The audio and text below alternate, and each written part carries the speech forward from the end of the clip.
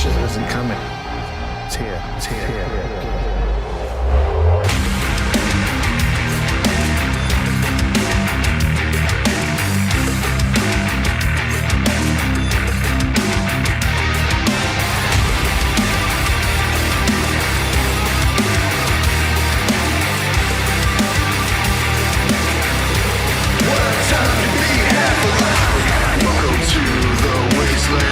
Welcome to the new paradigm.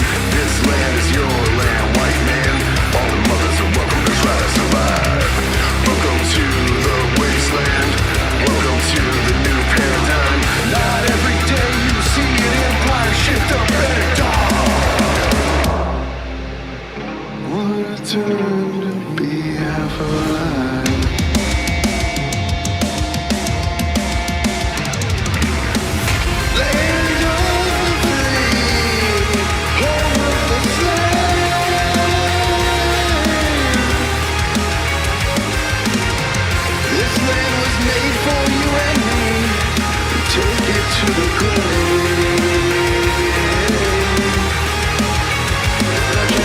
To the grave, accelerating, and we're running out of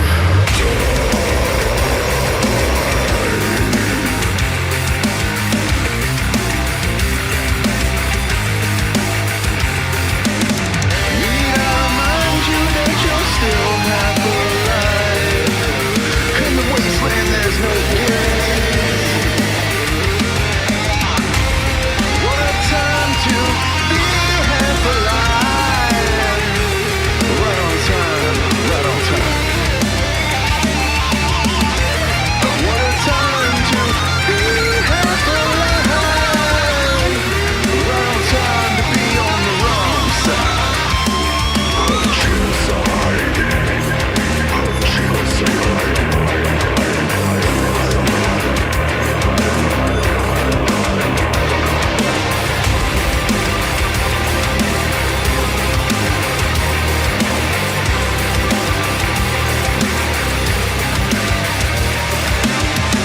Welcome to the wasteland. Welcome to Grifter Paradise. This land is your land. Rich man, poor motherfuckers gonna kill each other just to survive. Welcome to the wasteland. Welcome to the new paradigm. Not every day you see an empire shake up and die. Can you believe we let it all go to the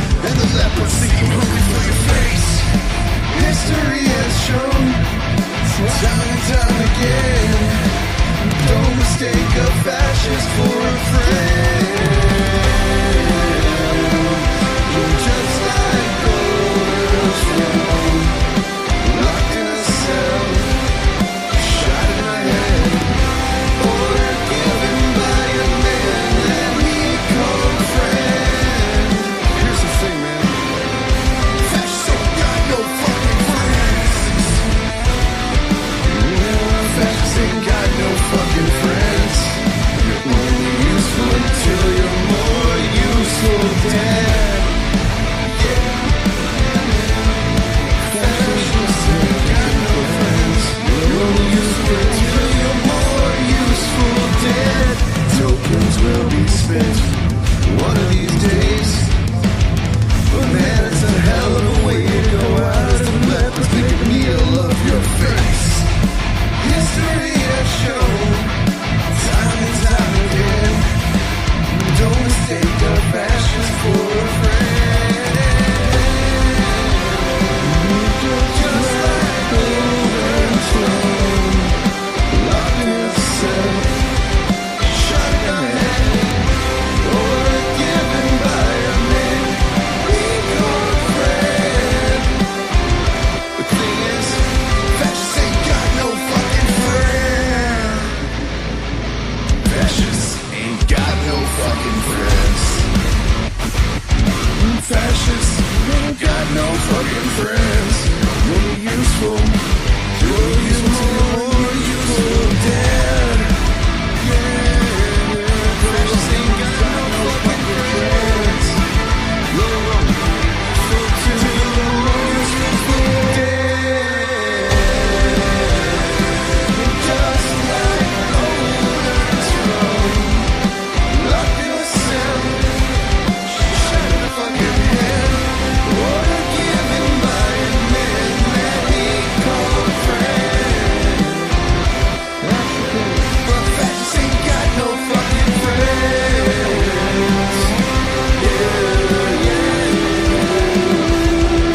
History has shown time and time again, useful till you're more useful dead. These fascists ain't got no fucking friends. Fascists ain't got no fucking friends.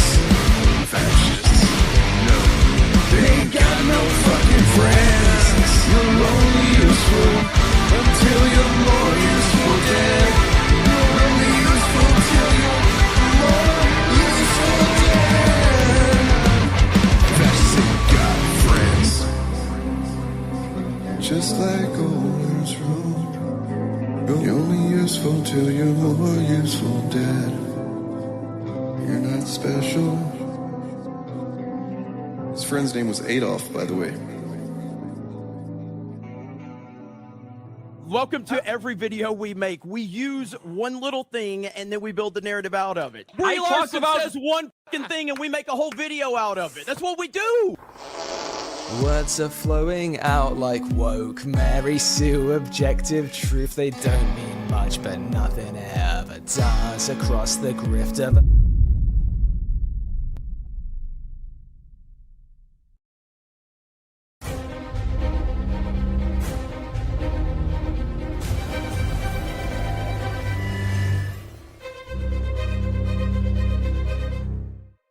All right, you assholes.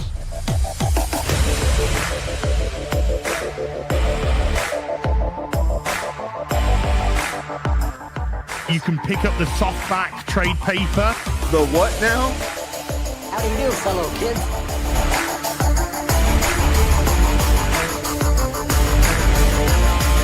The f***ing what?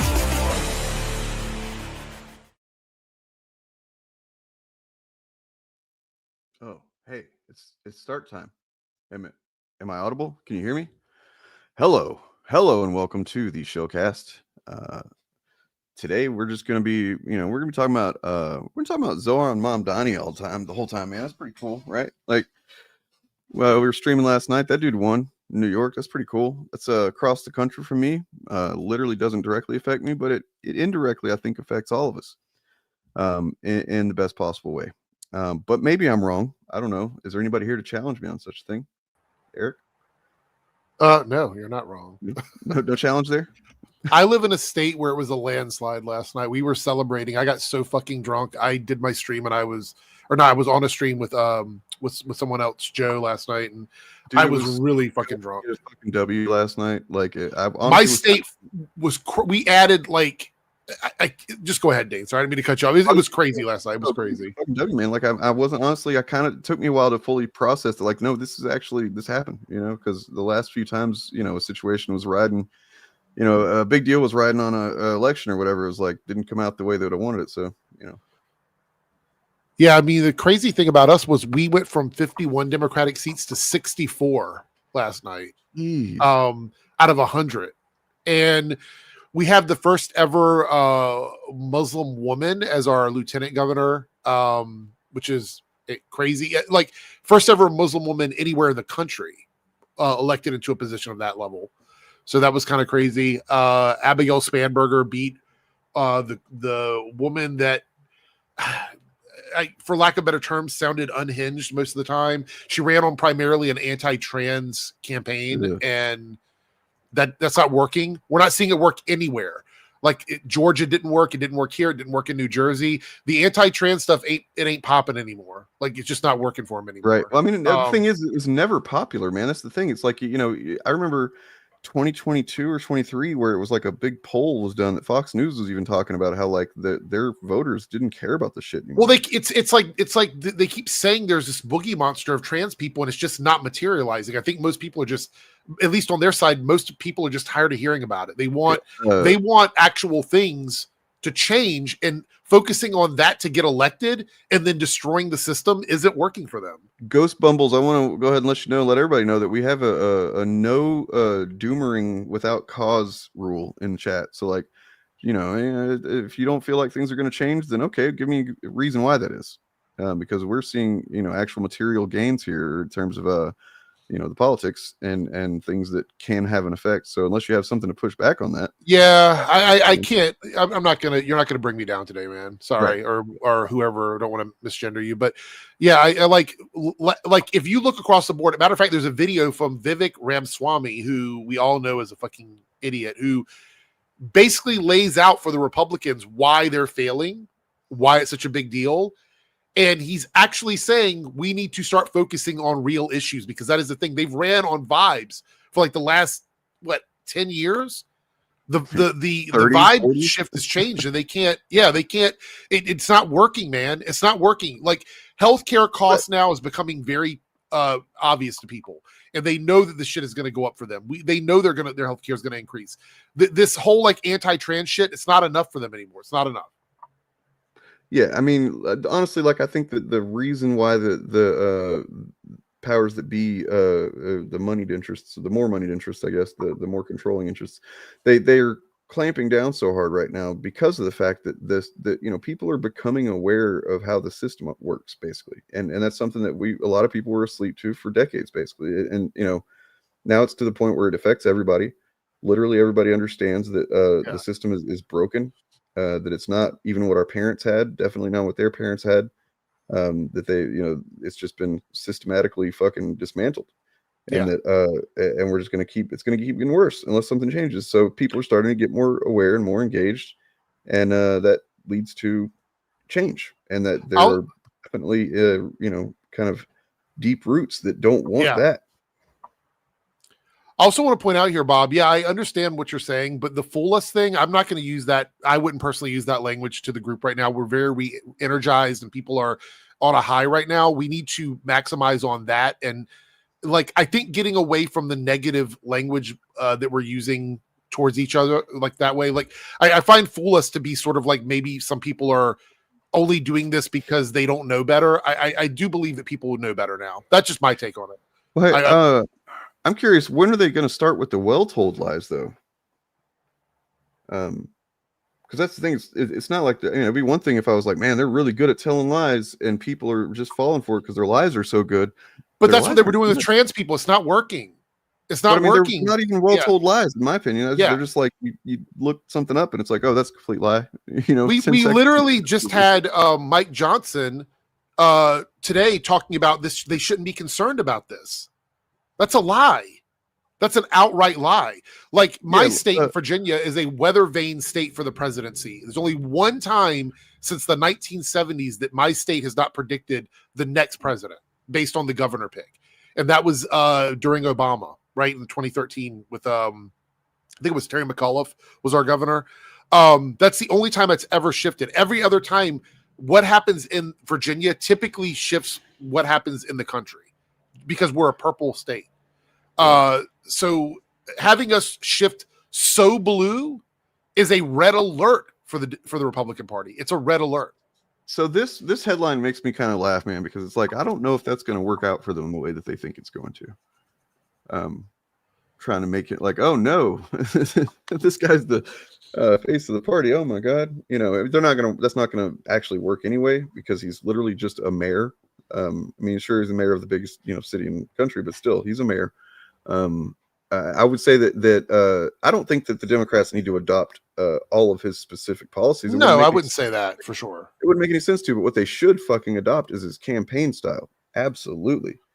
Yeah. Just you go to we looked at it whenever he won the primary, and that was the first time I'd heard of him. I went to his website. Every single policy proposal clearly laid out exactly how he's going to pay for it, and it all just made sense. And the guy had, we were watching clips last night and like, he's one of the first politicians I've seen in a long time that just says a substantive answer to almost any question he's asked. He doesn't, deflect or kind of use political speak or anything like that. He just says fucking facts and what he's planning, and it's pretty refreshing, man. That's what we need a lot more of. A lot of people were saying that he was capturing the same energy that Obama had in his first campaign, and that's why he kind of like won a lot of people over in New York. It was a very clear, easy to understand, pro people, pro New York campaign, which is what a lot of people want from politicians now. So Marjorie Taylor Greene went on The View this week and basically said that the Republican Party's healthcare, whatever that they keep saying that Mike Johnson says they have, and then other people say they don't have it or whatever. She's saying they're lying about that. So they don't have plans. That's why they don't lay anything out. They can't lay anything out because their plans are all negative towards the public. If they were to tell them what they were doing, they wouldn't vote for them. I remember when Trump said on the news in an interview before this first election in 2015, that he had a plan for healthcare he was going to unveil pretty soon. And I'm still just waiting for that, man. Don't know when that's going to happen, but like there was a quote in this article that's fucking hilarious, by the way. Let me find it real quick. It's so talking to MAGA Mike Johnson here. And he was talking about talking about how this just shows the Democrats have gone this way or whatever. And it's like, that doesn't make any sense, but this quote makes even less. Where is it? Where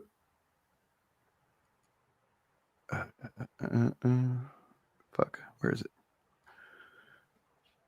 Okay, this quote: "The House Democrats have chosen a side they were forced to by." Oh, this isn't about him winning. This is about Jeffries actually just endorsing him finally.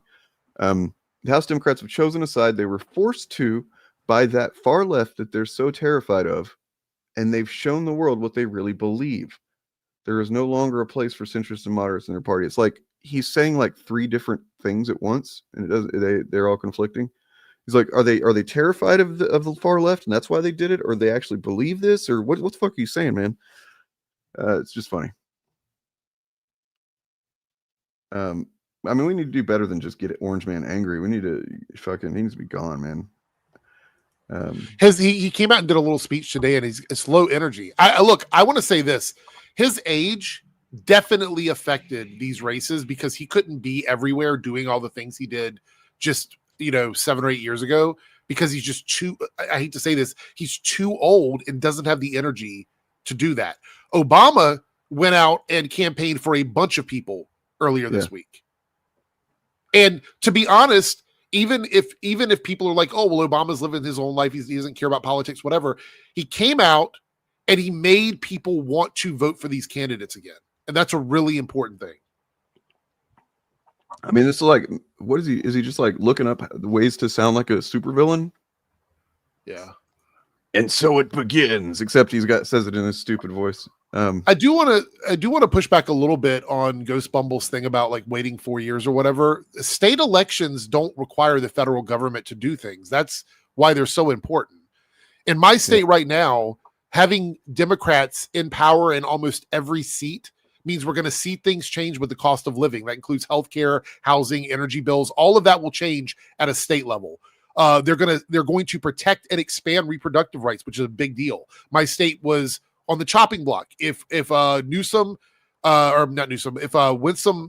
Earl Sears would have been elected, she would have probably done everything she could to remove protections for queer people, remove protections for women at a state level. That's a problem. The state level prevents the federal government from coming in and doing anything like that. There's going to be improvements to education, public services, the redrawing of the electoral map to make sure they can't rig the elections, public safety, infrastructure. All of these things are done at the state level. State elections are almost as important, if not more important than federal elections typically, because that determines what's going to affect your day-to-day.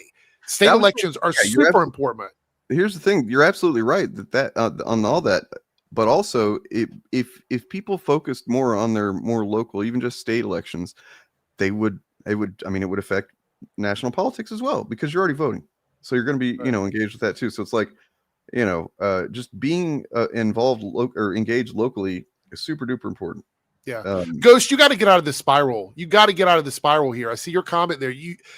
We're not going to win anything. Think about this. If everybody would have had this feeling that you're having right now going into this, like the elections we just came out of, we would have lost everything. We would have lost everything. They would have been like, what's the point?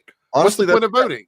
That put us to put the guy in fucking White House this time. Yeah, you have to direct that energy towards change. All of these protests, everything that we've worked hard for, we're seeing the benefits of that now. We have to take that energy and put it into midterms. The doomerism stuff is not helping you. It's not helping anybody. I'm sorry, it's not. You can be in your feelings for a moment, but unless you want them to run over you, you have to fight back this way. And we're seeing it happen right now. It's infuriating. The only reason I get mad about it is because I don't want them to poison other people. It doesn't actually make me upset to see people like that. It makes me feel bad for them, because I know that it's just like it's a self-protecting kind of vibe to get into, to where like, oh, I can't let myself have hope because then I can't deal with being let down or whatever. And it's like, well, but then, like you're saying, nothing will ever change if everybody gets into that mode. So yeah, I mean, it's okay to feel that way. Look, everybody has a down moment. I get it. And I'm not saying that you're not entitled to how you feel, but we are looking right now at a party, the Republican Party, that is absolutely scared of what this means for them for midterms. You can see it in everything they're doing today. All of the massive influencers out there are downplaying this and acting like it's not a big deal. My state went full blue. At every level. Let's I haven't watched this yet, but this seems like it might be pretty cool. Let's see it real quick. Friends, we have toppled a political dynasty.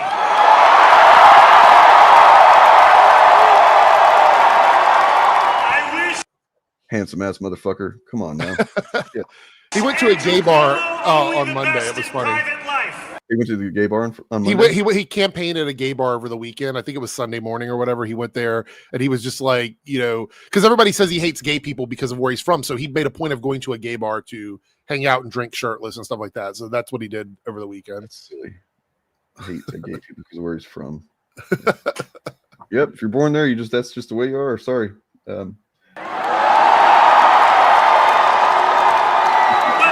Tonight be the final time I utter his name. As we turn the page on a politics that abandons the many and answers only to the few. Here, we believe in standing up for those we love. Whether you are an immigrant, a member of the trans community, one of the many black women that Donald Trump has fired from a federal job, a single mom still waiting for the cost of groceries to go down. We already made all those jokes last night. Or anyone else with their back against the wall.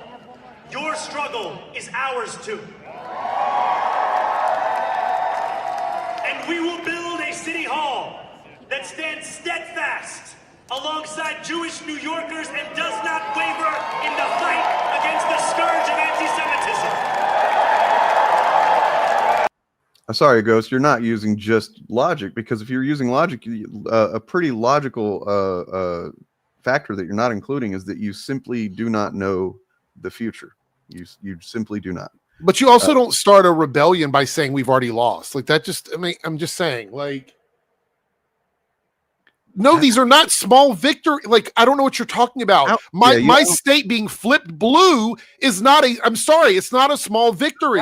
All eyes were on fucking New York, and that everybody was watching the New York mayoral race. I don't know that that's happened in my lifetime. The presidential election is not the only election that matters. It's just not. And I mean, honestly, in that, well, I don't want to get into it, but like, yeah, just keep your dumb shit to yourself, because at this point, I don't know. I just find it so offensive. I've spent so much time in the last few months being active, going out, doing things to try and make changes in my state. And I'm very proud that my state did the right thing. My city, for the first time in 2 decades, flipped blue. My city flipped blue for the first time. Fuck yeah, we put a lot of work on the ground. We've gone out. I've gone out and done these protests. I've been part of all this. I've donated money to stuff. I've done all these things. It's just so defeating, and also to be a part of that, to have someone in the chat telling me it doesn't matter. Small victories lead to big victories. Let me explain.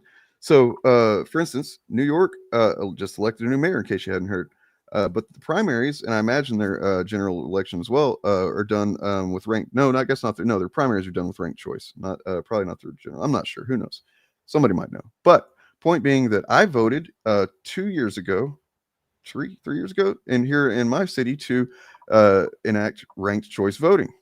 And then last year, I, for the first time, because everybody for the first time voted ranked choice, and we got to literally rank the mayoral candidates that we wanted, and the one that I wanted, number one, kind of worked out in my favor. But point being that that's a little change that led to a big change, in that he's actually, I need to look into the details, but like he's doing more for the homeless issue that's going on here. There's a big homeless issue in the city, and that has to be addressed from a human perspective, not from a so ugly perspective, what some people seem to want to look at it as.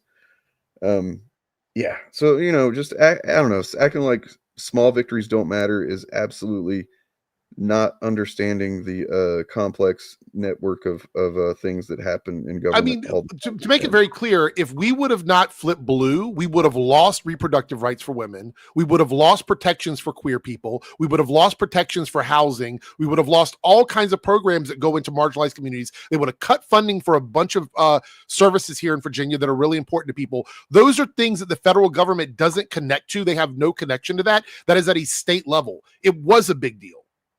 I'm sorry, it was. I know people want to say it's small or whatever. It is a big deal. These are things that affect people every single day. Every day. I mean, sure, maybe, but I mean, like, I think that most people recognize that there's it's like with Obama, for instance. It's important to pay attention to the details, because in some ways he didn't fight for the things that he claimed he would, and in some ways the Republicans literally made it impossible for him to. Yeah. They in an unprecedented move, they agreed when he was elected that we're going to do everything we can to make sure this guy can't ever do anything. Now Ghost is devolved into they're all the same and get rid of all of them. That's the comment there. That's just, I don't even know how the goalposts move so quickly. But yeah, that's definitely, I mean, doomerism is something we will give you a warning about and try and turn you around, but like, just Republicans, Democrats, that now you're just outing yourself as not knowing what the fuck you're talking about. It is not cool to be cynical and disengaged. That is not cool. You're actually a fucking stupid piece of shit to most people at these days whenever you act that way. Just letting you know. And that person's blame mode. I just want to, before we move on, I just want to address that or whatever. It's one thing to be like, I don't play a side or whatever. Like I don't have a party affiliation. I'm okay with that. I don't have a fucking problem with that. But then to go, the argument is we're not doing enough and we need to fight harder too. I can't wait till both parties are just out of completely. Like, what argument are we making at that point? So you're right. Like, what parties are you suggesting would replace? Who am I supposed to be voting for? No one. I mean, I don't know what to do with that. Never mind the fact that look, I'm not a proud Democrat or anything. I generally do vote that way because that's the option, based on the options we have. But I'm pretty sure that the government shutdowns that we faced during Biden's term got kind of resolved pretty quickly, and that wasn't used as a political wedge, literally taking 42 million families food out of their fucking homes. I'm pretty sure that didn't happen. I'm pretty sure that Biden didn't rip 3-year-old children out of their apartments in Chicago in their underwear and zip tie them in the middle of the night. Yeah. I'm pretty sure that those things didn't happen during Biden's administration. So to say that these are just the same is, you don't. Why are you here if you're just? Yeah, I mean, we just had a Muslim elected here in my state, the first woman Muslim ever elected in the country ever, and we have somebody in the chat going, "Well, it just doesn't matter. None of this matters." Oh, fuck! I get. Why are we even here? Turn the stream off. Let's go. None of it matters. Like, why? It's just so stupid. I'm sorry. It's so stupid and reductive and like. This is a good thing. I want everybody in the chat to understand what we saw is a small snapshot of what the midterms could look like next year if things don't shift, meaning that Republicans have to change everything they're doing. This is why it's so important. The anti-trans shit is not working for them anymore, and they don't have a lot to run on. For the longest time, the entire country, culturally, politically, would look to New York for where things, would go or how, the future and whatnot. It hasn't really seemed like that to me for a long, long time, but this obviously drew everybody's attention back to New York, and that's pretty cool. It's good to have that kind of clear vision. There were also two places flipped in Georgia that have never been blue. Never in Georgia. I'll pull up a list of yesterday's wins, but real quick. So,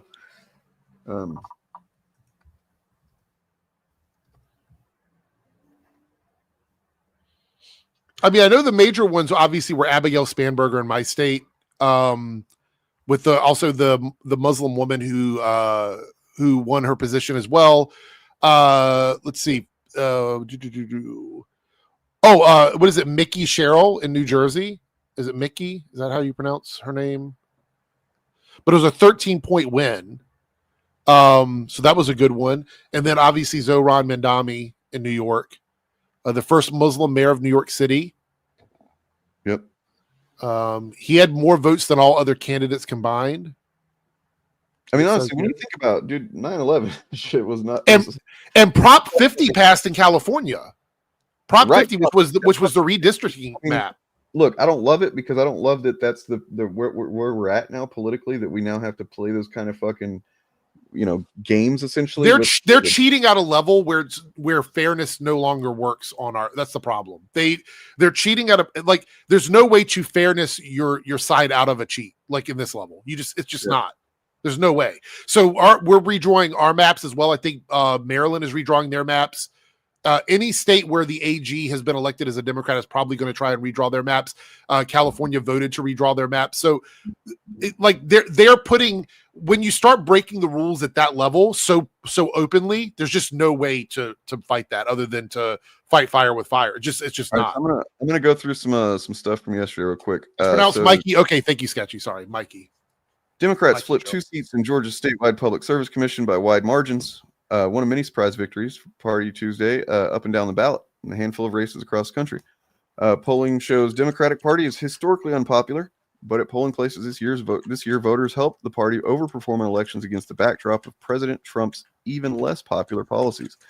Beyond the blowout victories in New York, New Jersey, and Virginia's governor races, Zohran Mamdani winning a majority of votes in New York City's mayoral election, and California voters approving a plan to temporarily redraw the state's congressional districts to add Democrat-leaning districts. The party continued its trend of electoral success in the 2025 general election. This is exactly why, and I want everybody to understand this if you haven't realized this yet, the whole sending National Guard into specific cities is because they're just kind of, they're testing the waters. They're just kind of inching in a little bit. Just the tip, you might say, so that whenever the elections come around, there's going to be armed, MAGA people, or at least ostensibly, at polling places. It's going to be intimidation. There's going to be all kinds of shit. We'll see that. We're going to have states fight back against that too, because that's really the only way it's going to work. If these motherfuckers weren't scared, they wouldn't need to do this shit. Nope. They're cheating because they have to. Fascists are, authoritarians are, by their very nature, afraid. And they're most afraid of not having power because, then they might be accountable for something. And by the way, Chariot has arrived. So. Oh yes, hello. So yeah, they're not popular. I think that Trump expected what they're doing to be more popular than what it is. And so I think that kind of panics them even more. And so you see them making these fucking desperate panicked moves to, because it's just, it's a fucking, Ouroboros of fear and panicked moves. How's it going? Someone just sent me something here that the anti-trans stuff is so unpopular. They actually had a trans woman elected mayor in Pennsylvania for the first time. Yeah. So shout out. Yeah. Let's go. Yeah. I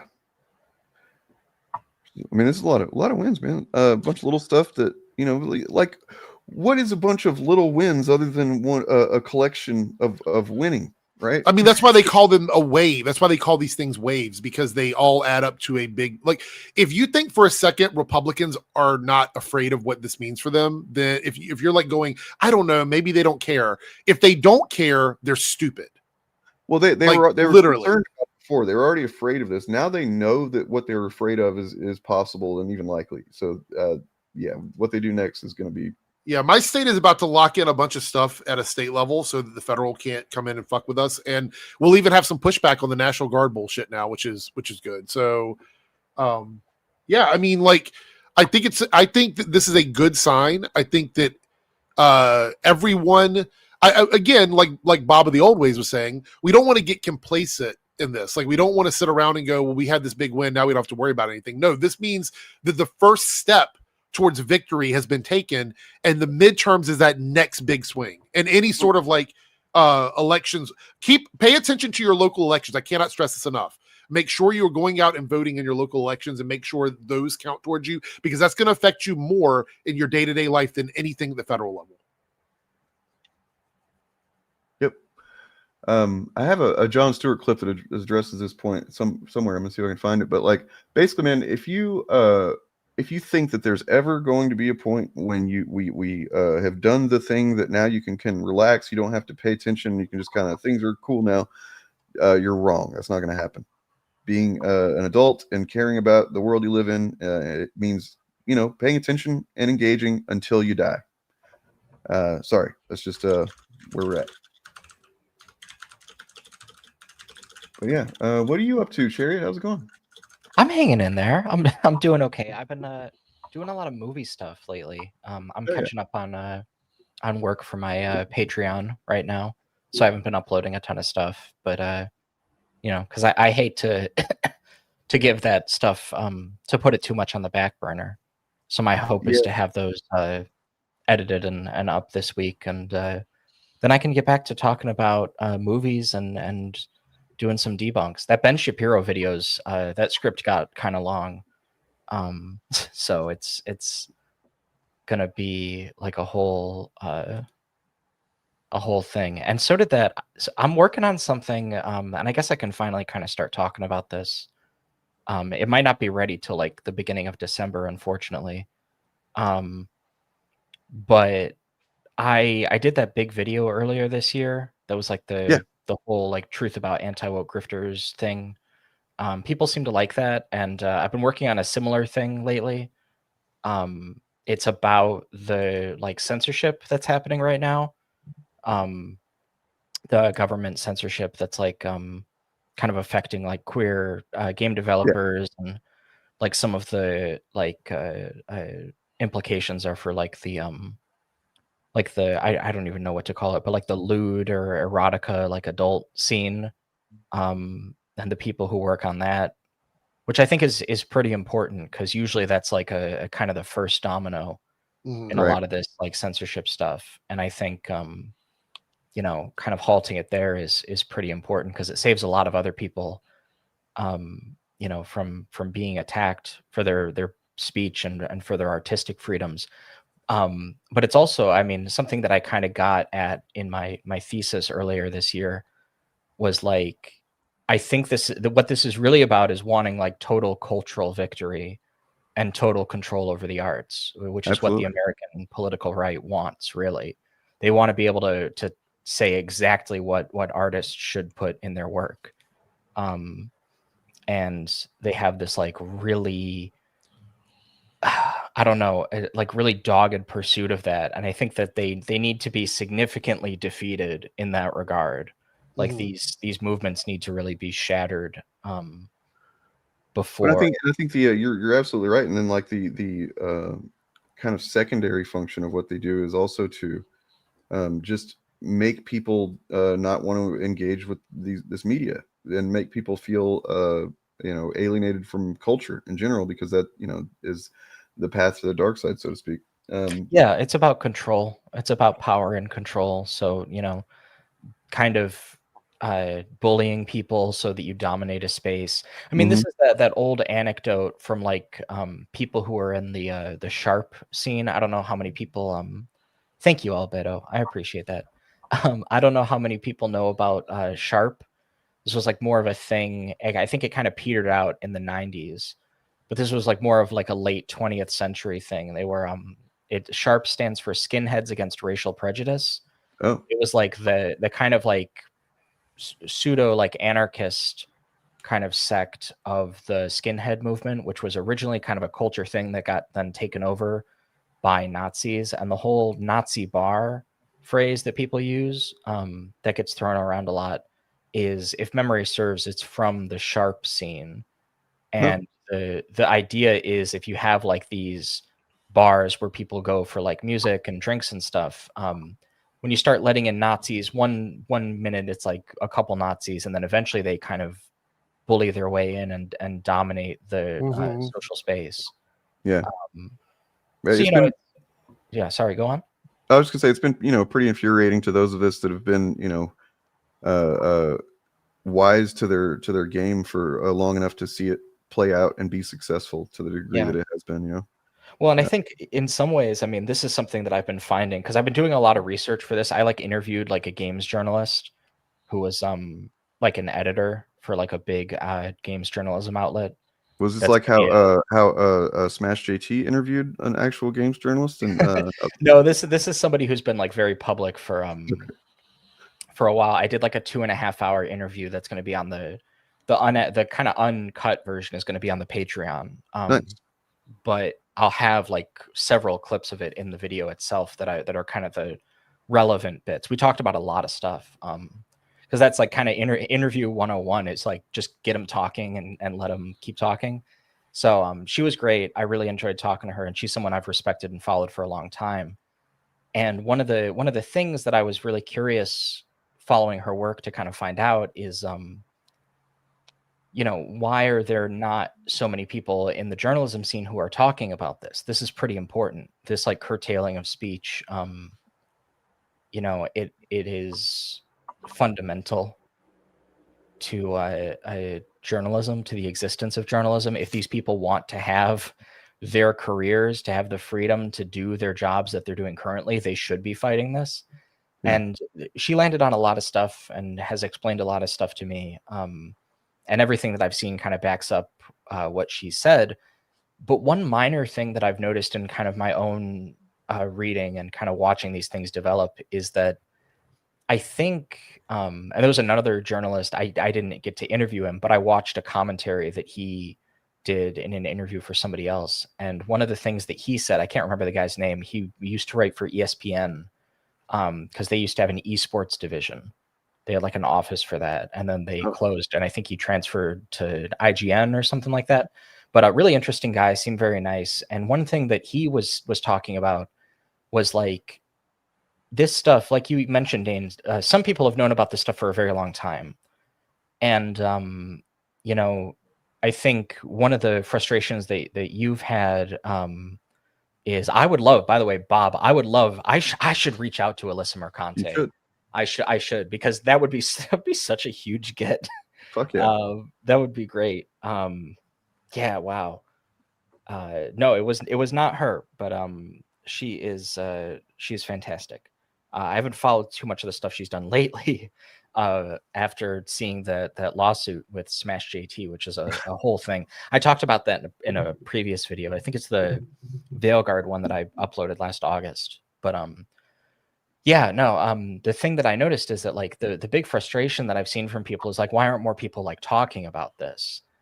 And one thing I've realized is I think a number of people know.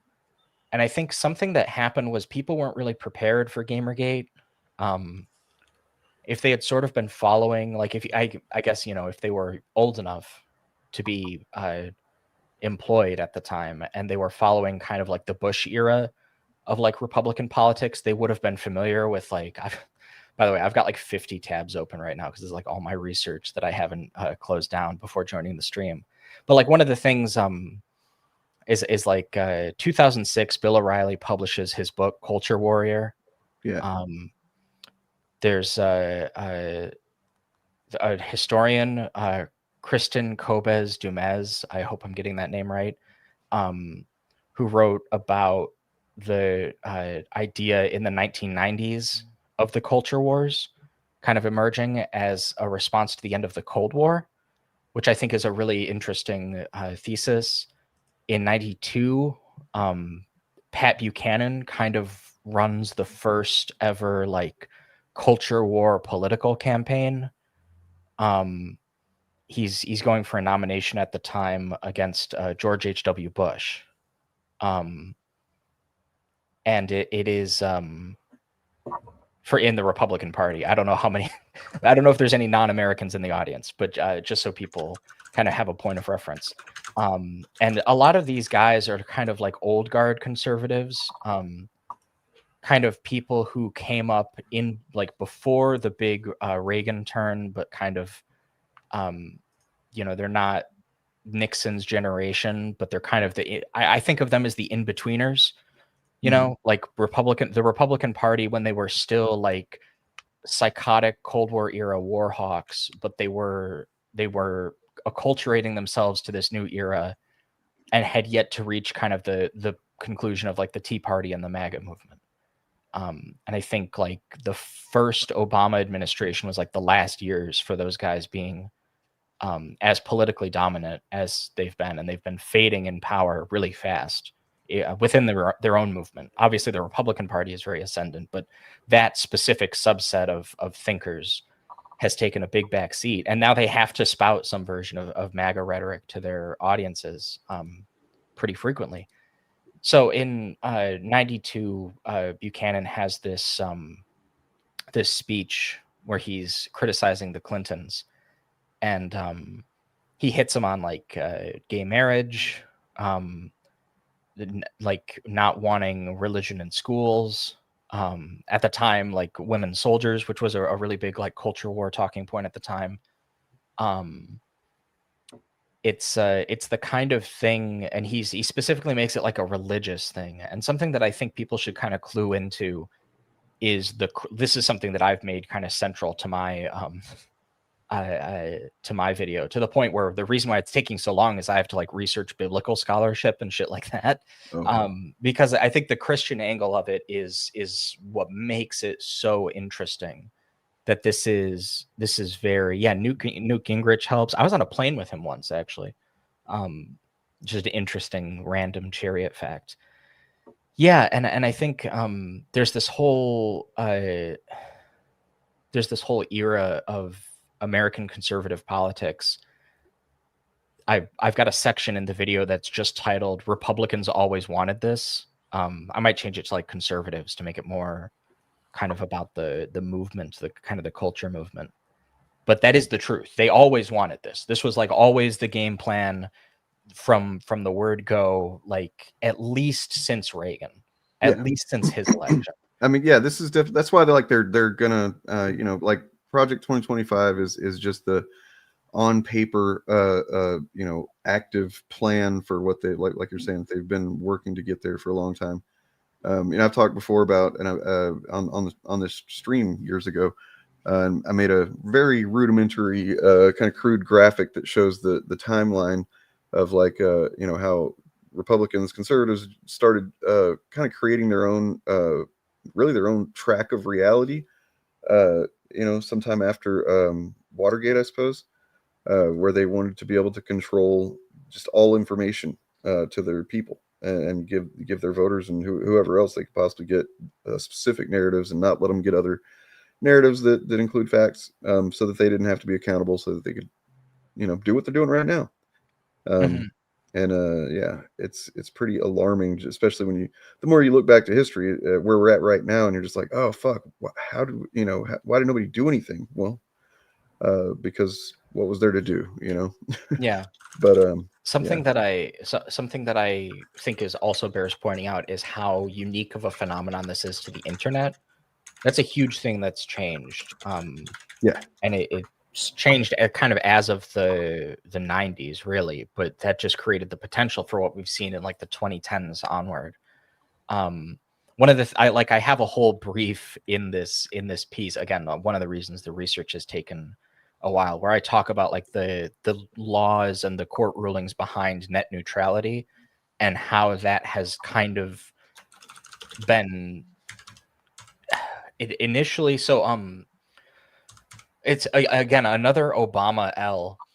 He gives this guy his initial relevance, his initial appointment, because it was normal at the time to do that on the recommendation of the, I believe, Senate Majority Leader, who was Mitch McConnell. So of course he picked some psychotic right winger, and this guy's name is Ajit Pai. Yeah, I remember you may remember as the fidget spinner FCC guy. So Trump elevates him to FCC chairman in his first administration, and he just gets to work gutting net neutrality, which is a huge contributor to the situation as it stands right now. The reason why that's important is as of so in 1934, there's this thing called the Federal Communications Act that is amended in 1996 by the Telecommunications Act. And there's a vagary in that which does not necessarily specify whether internet service providers are Title I information services or Title II common carrier services. And the distinction for that is that if they're a Title II service, the FCC can regulate them, not so much if they're Title I. And the thing is, previously there's this thing called the Chevron defense. In 1984, the case Chevron USA Incorporated versus Natural Resources Defense Council Incorporated has this like ruling in Chevron's favor on the basis that a federal court needs to abide by a government agency's interpretation of a law or statute. Basically, I mean, I'm simplifying a little bit. So you can see how, to break that down, if the FCC can regulate them, and they do, then the implication becomes that the courts now have to act in accordance with that, which is a huge win if you care about net neutrality. Now, initially, the problem with Ajit Pai in place, and he is replaced somewhat recently under Biden. Now, of course, we've got a whole other problem with the FCC, and you can see how this is going to go in a bad direction. Right. You know, that came up in the case of Jimmy Kimmel that everybody has heard about. However, the Chevron defense is overturned in 2024, unfortunately, in a move that to this day feels like a case of supreme conservative activist judges being activist judges. You see this a lot with a previous Supreme Court Justice, Antonin Scalia, who was sort of reputed for his principled constitutionality, but it was this complete charade that I think at least some people have come around on understanding that it was just an absolute facade. And for people who aren't aware, an activist judge is a judge who does not neutrally interpret the law to the best of their ability, but rather has kind of an ideological bent and interprets the law. You mean like the majority of them right now? Yeah, this is the large, a certain amount of who occupies the Supreme Court right now, and in different proportions. Some of them are worse than others for this. It's in degrees. However, what you need to know about the Chevron defense being overturned is that it basically amounts to the Supreme Court giving federal courts more power.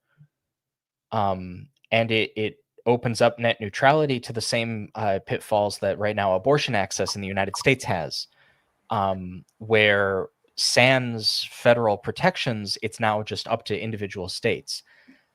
I know there's going to be, if I spend the time in an essay format or even just here informally to sort of draw this out, I know there's going to be right-wing people or quote unquote centrists, who at this point are like the fucking same people who will sit there and act like this is okay. Discrimination by ISPs is not fucking okay. The idea that like your ISP can like on the basis of you and who you are give you like a different service or do different things to your service and what you can access is crazy. It's crazy that would be considered a good thing. Well, I mean, these are the same people that think that, you know, getting a suspension on Twitter is against their free speech and shit like that too. So, you know, that's just yeah, I appreciate the people in chat acting like we're off topic or like this is boring. What I need you guys to understand is this is going to be the thing. This is potentially going to be the thing that destroys your life. Wait, are people acting like that? You know, like this. I understand it's a bunch of like names. Oh, don't worry about this person and dates you're not familiar with. This person's kind of insane or a troll or something. I don't know. So I don't know. It was the one. I know there's a couple other people that said something. Yeah, it's not the only one. I saw that wasn't the one that bothered me. There was somebody else who was like, "This is boring." And it's like, well, you know, I understand the bureaucratic element of it. I know, man. Isn't life just like we're supposed to just like constantly be stimulated and never slow down to think about things that actually are relevant to people's well-being and their lives and stuff? You know, like fuck all that stuff.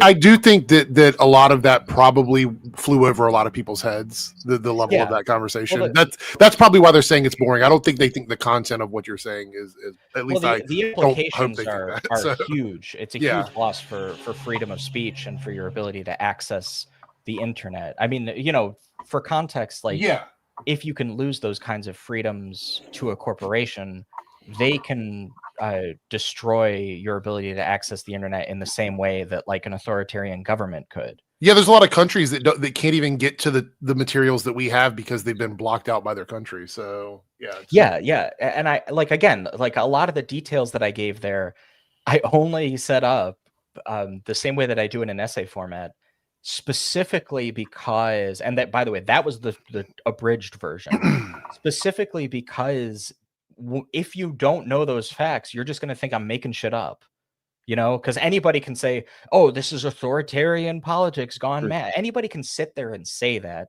People have been saying that, like, you know, Stefan Molyneux said that about feminism. Like this, the crazy people will say that too. You do have to substantiate your points at a certain, and yes, the evidence is boring. It's juridical. It is an examination of a series of facts that are probably, you know, not particularly gripping. I wouldn't worry about it too much. From what I can tell, two of the people I saw said it was boring are the Eric July fake accounts. Right. Oh, okay. That makes sense. There you go. But yeah, the factual facts one is the one that complains that we talk about Eric July so much. Look, this is exciting. Let's watch this real quick. This is compelling stuff right here. Saying this is going to be a ballroom, a big room where they can hold a lot of parties here for the president at the White House. But the more I look at it, the more I see a temple. It looks very temple-like to me. And this president does know people who built temples before. But what are these temples being built to? Perhaps it's to the ancient god Baal? The child-sacrificing demon lord of ancient Carthage? Baal was famously a storm god, one that populations would sacrifice their children to so they could make sure that the winds would be favorable as they blew their ships into war on places like Rome. A storm god. And I know what some of you are immediately saying, but President Trump is a Christian. Here's images of him holding a Bible upside down in front of a burned out church. No, the more and more I look at this, the more and more I see more of the signs that this is sinister. I mean, you can see it in the numerology. Trump himself said this building will accommodate 999 people. 999 people. 999. It's right in front of you. Golden statues of himself are sprouting up all across the Capitol. This isn't a ballroom. Yeah, I agree with all this. I think this is accurate. This is. Can you maybe go back in that video to when he shows the other temple, the one with the white and just blue stripes? Because I don't know how many people recognize that image. He doesn't say what it is. But that image is a building separate from the main building that was on Epstein's Island. Oh, that is what a key part of some of the conspiracism around the Epstein case, which is real, by the way. But some of the extra stuff that's kind of built around it is the idea that there was some kind of like ritual child sacrifice happening there. So that's kind of what he's alluding to. It's I was saying we do have a couple super chats to talk about, so we'll do those. I guarantee that like a handful of Q people watched that and actually kind of got occupied going down some crazy rabbit hole for a little while. I believe it. I believe all of it. I think it's all true. I'd like to believe it, but let's be honest. This is the kind of president who would want a special room to hold his balls. Oh yeah, that's true. Can you imagine Donald Trump in like a cultic church, like sanctified in his honor? He's just standing there looking like a gormless shithead, and he just goes, "Terrific! I love it. It's the best." That's a great impression, by the way. That is pretty good.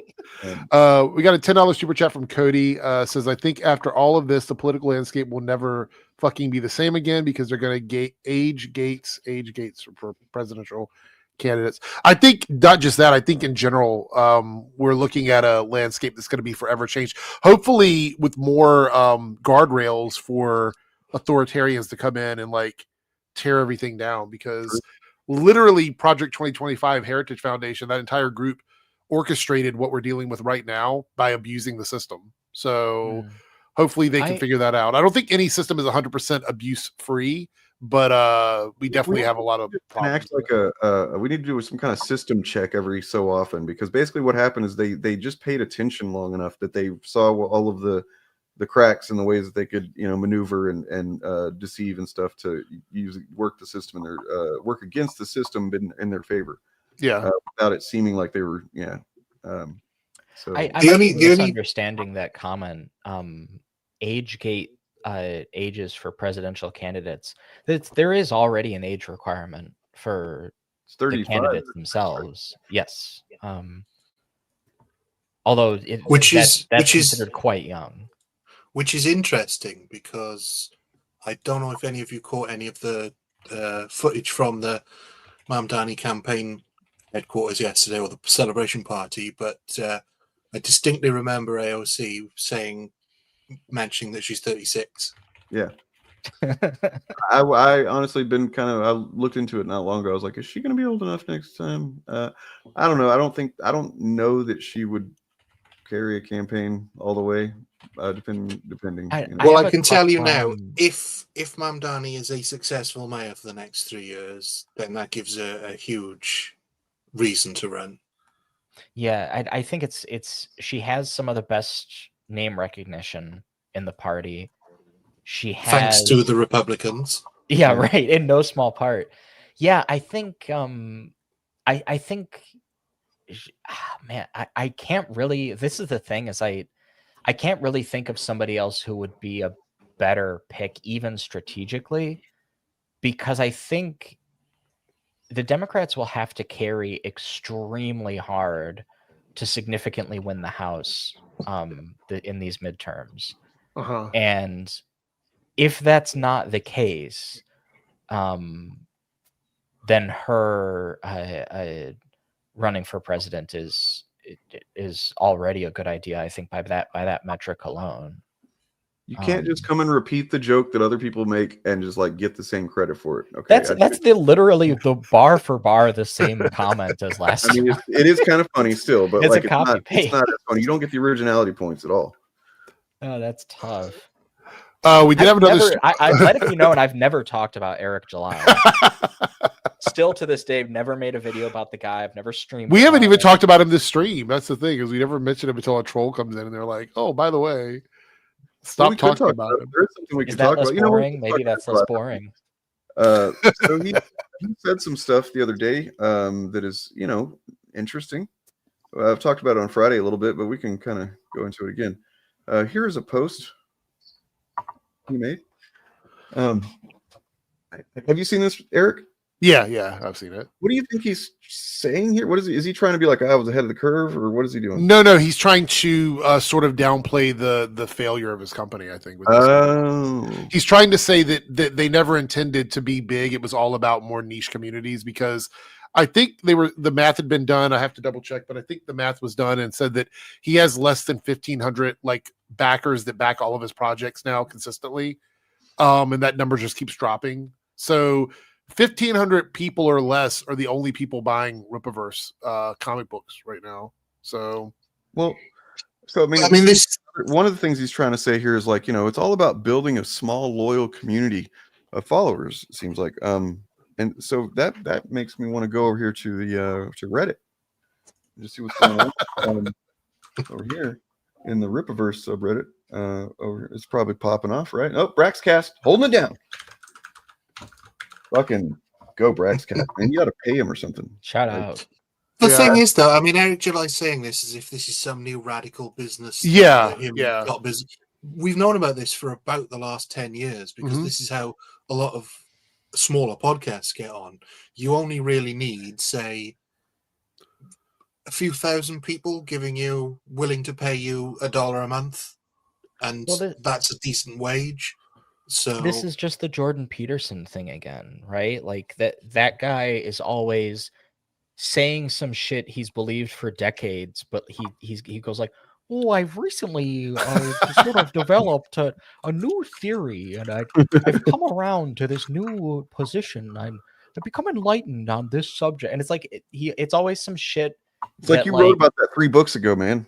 Yeah, no, it's like selling old knowledge as new enlightenment, basically. I recently discovered that peanut butter and jelly on a sandwich tastes very good. It's very delicious. Last I heard, he's like maybe on death's door. At least he is. He hasn't. They still have it. His daughter is still speaking for him. Feed this man some vegetables. You imagine Charlie Kirk and Jordan Peterson in one? I mean, they say the celebrity deaths come in 3s, right? Yeah, true. That would be a crazy 2025. I mean, the thing that Eric July is missing in his comment, though, is that yesterday. So, wow. Yeah, the thing that Eric July misses, though, is that when he got big success off his first comic, he was claiming that he would be a rival to Marvel and DC. Yep. So you can't say, "Oh, actually, what businesses want is a smaller audience." Now that his audience is smaller, right? When it was bigger, he was singing and dancing, and that doesn't work. Yeah, it's just straight up cope. I mean, it is cope. As we all know, look, if there was going to be an award for cope, I think Eric July probably takes it. As well as just like, inch thick. His example there. What? Sorry, I trod on your joke then. Apologies. But even his example of a musician's not releasing on streaming services is different, because streaming services pay you pennies, less than pennies. So I don't understand it. That's different from not having an album available in a digital format. Right. Yeah, there's a lot of like Weasley language being used in this post to sort of make it all work. But the truth is, somebody who started out where he did with his company and is now back to like almost daily to semi-daily live streams, that just doesn't look good for his business. I know people want to say, "Oh, well, maybe he just decided to do it or whatever." No, he's decided to come back because he's not making enough money on the Rippaverse. That's the entire reason why. And it's only put a Band-Aid on his channel. He's still sitting at 489, but he's not growing at all. So, well, I think this is something that people don't really understand until they're a part of this scene, until they've at least dipped their toe in, which I have. So I feel like I can talk about this. If you're an indie author, it doesn't matter what you're writing. The amount of work that you have to put in is astonishing. Yeah. Like you have to be writing and publishing shit constantly. There are people who are successful at doing that, and it's because they write like 6 books a year. These crazy people out there who are, who are doing quite well for themselves, but it's because they have an insane work ethic. They have a thing they're dedicated to, and they do it every day. I just don't think Eric July's output really corresponds with that level of grind set. You know, I mean, maybe he was having a tough time kind of getting it. I mean, how many issues has he put out? Like, how many things has he published? Oh, he's like this past year he's put out like 2 books a month or something. But it's not him they've though. published a ton. Yeah, he's only him. Yeah, he doesn't write or draw or anything. I mean, he says he writes, but most people would argue that he's got like a ghostwriter. But even if you count his writing, he's only really written 3 of the books. He does some little magazine stories, the Ripazine stuff or whatever. But most of the books coming out from the Ripaverse are written and drawn by other people. They have no connection to Eric other than existing in his world. So it kind of feels like what he was trying to do, just knowing that, is be a brand. Yeah.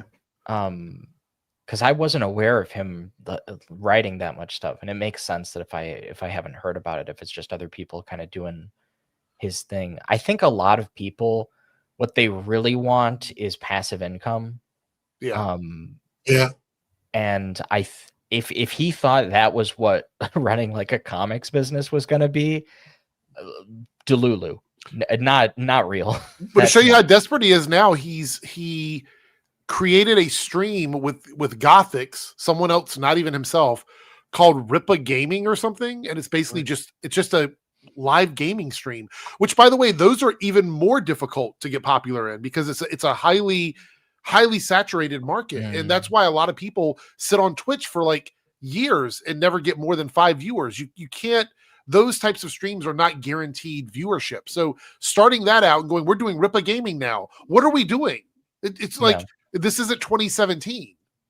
Well, they're chasing now. They're all chasing because Drinker set up his gaming channel as well. His tertiary channel was a gaming channel, but he's not a gamer. He's not known for being a gamer. And gamers, to be, for all their criticisms, they can smell a fakie. Yeah. Not only that, but you also have to be entertaining while you're gaming, and that's a really tough thing to do. It's a really only a handful of people have successfully been able to be entertaining while they're playing their games. That's why there's so many people who do it that aren't massively successful because it's hard to do like 2 or 3 things at the same time.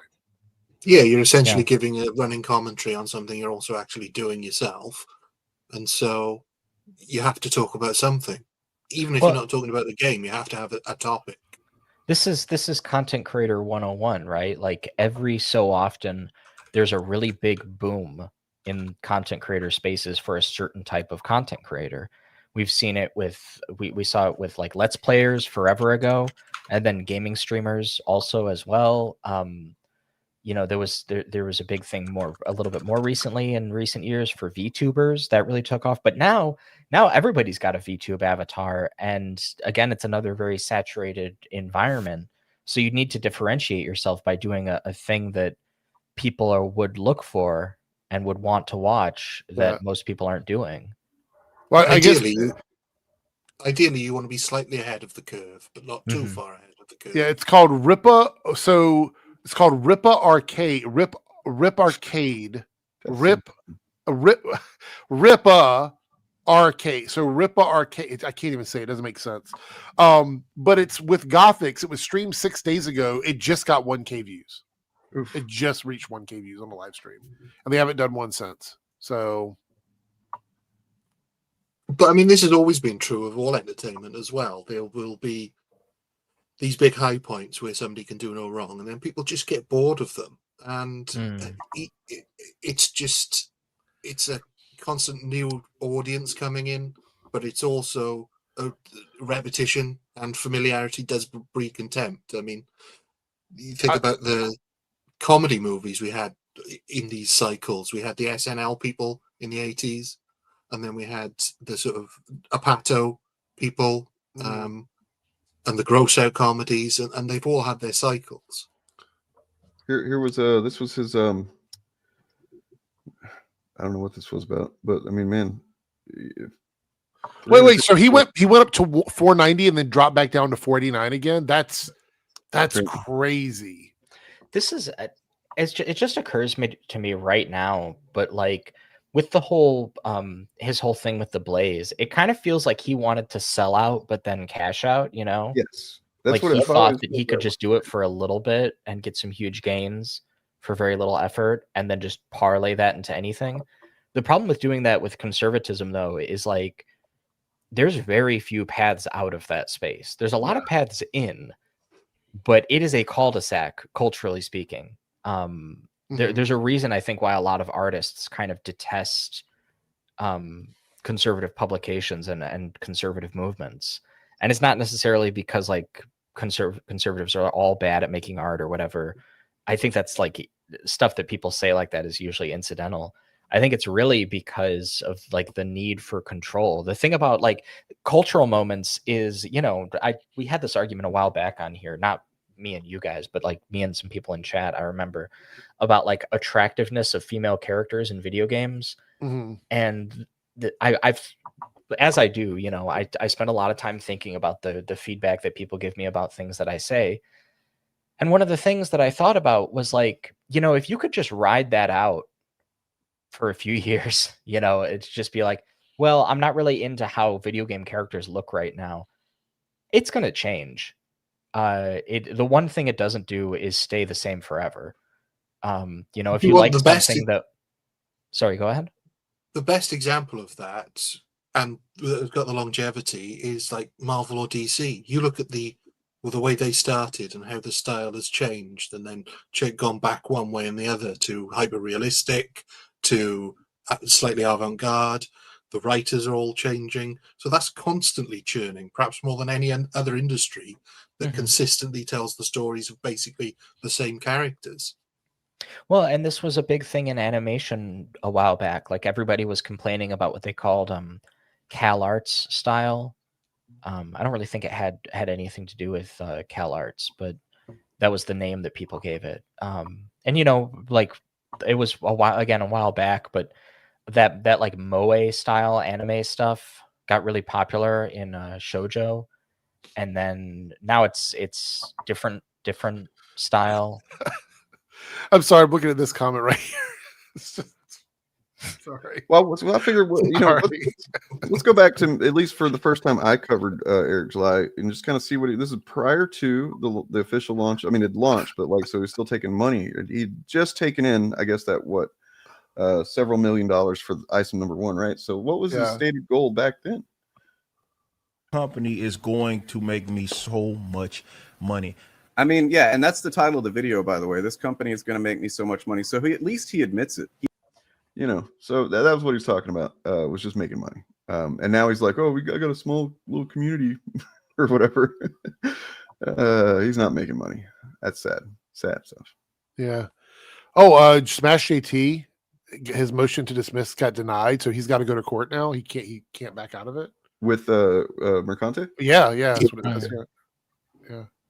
I think I saw something like that. I think Airbagged posted it actually. Oh man, yeah, crazy work. We need to keep an eye on this because this is going to really set the standard for what people can sue for in the future. I know we haven't really talked about it much, but the stuff that happens with like celebrities where they get fixated on a person and just make lies about them over and over and over and over again, without any sort of evidence other than just like trust me bro shit. Well, hold on. 3 hours ago, he has a video up that he put up 3 hours ago. Says judge responds: Alyssa Mercante's lawsuit is falling apart. So that seems not like the opposite of what, right? Yeah, I'm starting to think it's almost as if something happens against that is negative towards them, and they pretend that it's the opposite. Right. Like Eric July's lawsuit, which was a positive thing when he was sued by ISOM Ministries. That was a good thing. Yeah, people can sue anyone. The important thing with what this lawsuit is that she's what specifically she's suing for all the sex work allegations and all those things. Yeah, so he has to do this shit. Essentially, in the U.S., you have to prove that somebody did this with the intention or knowing that it's not true, knowing that it was essentially a slanderous thing to say. And fortunately, it seems like he just runs his mouth enough, and he's that's the issue. If you make one video saying something and you're like, oh, I didn't know, right? That's one thing. But if you make a series of videos constantly, day after day after day, when you've been told that is wrong, then that's gonna put you in a problem. Yeah, I've seen that video where it's like a scrolling wall-to-wall series of Smash JT videos, all like putting Alyssa Mercante in the title or the thumbnail. And I just have to say, like, the phrase preponderance of evidence gets thrown around a lot, but like it's hard. I think it's going to be hard for him to argue that he at minimum didn't do it. It might be harder for her to I think I think that from memory, whenever I read some of the lawsuit anyway on stream a long time ago, there was part of it about like the attorney essentially pointed out that they had already sent him something saying not to say this stuff, and he immediately did that again. You know what I mean? Like, so just guys like that only have one mode, and it's grift.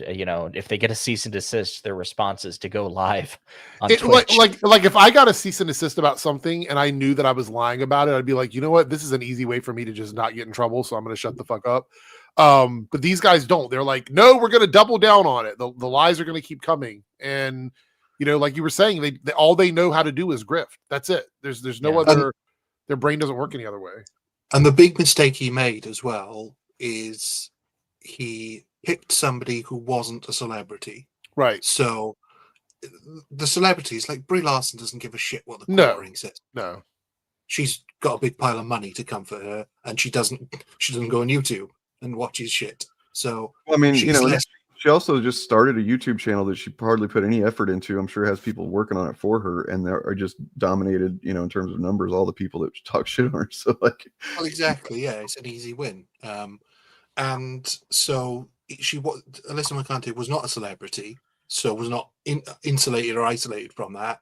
And also, he went far too far in the things he was saying about her, because there was that other games journalist that I can't remember the name of that they went hard on. She was with one of the gaming networks that had a YouTube channel, and Frost, something like that. Yeah, it was Frost. Yeah, that was it. Yeah, they went hard after her, but not technically lying about her. Mm-hmm. It was just because she was speaking out against essentially fucking cringe behavior from dudes in gaming culture, and oh my god, it was completely unjustified. But the mistake Smash JT made and his cadre of hangers on is they went too hard on somebody who was just a normal person, and when you do that, then the law takes a dim view of that. But I also want to point out that the difference with this one and a lot of these other ones is that there was already a cease and desist sent to him from her lawyers, right? So this was one of those things where it wasn't that she was asking him to remove all the other content. It was like, I don't want you to make more lies about me in the future, and he just continued to do it. That's the big issue. It's going to make her look really good in court that she repeatedly tried to not take this to that level, and he just couldn't take no for an answer. Yeah. Well, I mean, he violated a cease and desist. That's the first big thing. Is the judge is going to? I don't know if it's a judge or a jury trial. I'm not totally sure, but they're definitely going to be looking at that, and they'll also be looking at why he decided to violate it, and does he have proof of any of the claims he's made of her. And this is the reason why I say this is a big deal for us to keep an eye on. Is you're right, like the larger celebrities probably don't care, but we're not seeing just that anymore. They're attacking anybody and everybody with lies. They're just all of it is libel. You know what I mean? And it's all over social media. So yeah. We do have a super chat from somebody else's channel here, from DJ LO5 £5. Do you think Warner Brother will likely be bought by Apple or Universal? At this point, I'm praying Netflix is Warner Brothers, since MAGA wouldn't get its hands on it. When you get into that, I haven't looked into what the news is today. I don't know why you don't mention CBS Skydance. I don't know if they're not in contention anymore, because if they are, that's a very bad thing. We found out some information about how they operate yesterday. Yeah. And and apparently there's a rumor the Saudi government is trying to throw their hand in on it, which I don't necessarily believe that until I see it. But yeah. So I'd said when we first talked about it that this guy is him and his dad are like the second richest people in the world, the Ellisons. So they're probably big pieces of shit. And this guy is a big piece of shit. He's MAGA, and he specifically apparently said that they want to build a MAGA brand essentially with their media. So in the event that they end up owning and operating the DC Comics characters and media, it might, one thing is that they have a list of people who have spoken out critically of Israel, and they don't work with those people as actors and whatnot. So that would probably wipe out a good chunk of the people that we're used to. Well, he also said the Ellison said that he wanted to bring alpha male energy back to entertainment or whatever. Yeah. Did you post that on YouTube community, Eric? I don't remember. I made a video about it on Monday. Okay. Oh, yeah, I made a video about it. Yeah. I basically just said like this is worst case scenario because I have never advocated for entertainment to be owned by Democrats or Democratic or progressive ideology. I have never ever advocated for that. I don't think it would be good for anybody, for any company to have like an ideology at the top that everybody has to adhere to. I think that's bad. All I've ever asked for is fairness and fair treatment for everybody in the industry. You know what I mean? So that's what I've always been about. So having someone come out and say that they want to take their mega entertainment empire and turn it into a MAGA propaganda empire is a red flag for everybody. Like, it doesn't matter if you're MAGA or not. Like, what happens if the same thing goes on with Disney? What if Disney's like, now we want to be like the anti-MAGA empire? Like, you guys would lose your fucking minds. Like this is not good. It is not good for entertainment at all. We wouldn't get movies like Sinners and stuff like that. They would take all anything diverse out of it if it did not speak to MAGA ideology. That's just the reality of it. Well, let's be honest about it. They shit their pants when Disney made a slight move in that direction without even going that far. So, yeah, they would hate it. But what I find weird about this is it's not going to work because we've seen what happens when you have that ideology in place over an artistic endeavor. So, are they just got enough money that they don't care about sinking? I agree with you. I agree with you. I think if they try to turn, because we've seen it happen with what is it, the Daily Wire service or whatever. Yeah. Like when you try to turn media into that, it fails. It falls on its face almost every single time. And so to turn Paramount and Warner Brothers into a MAGA studio would be the end of those. They would die. They would die if they did that.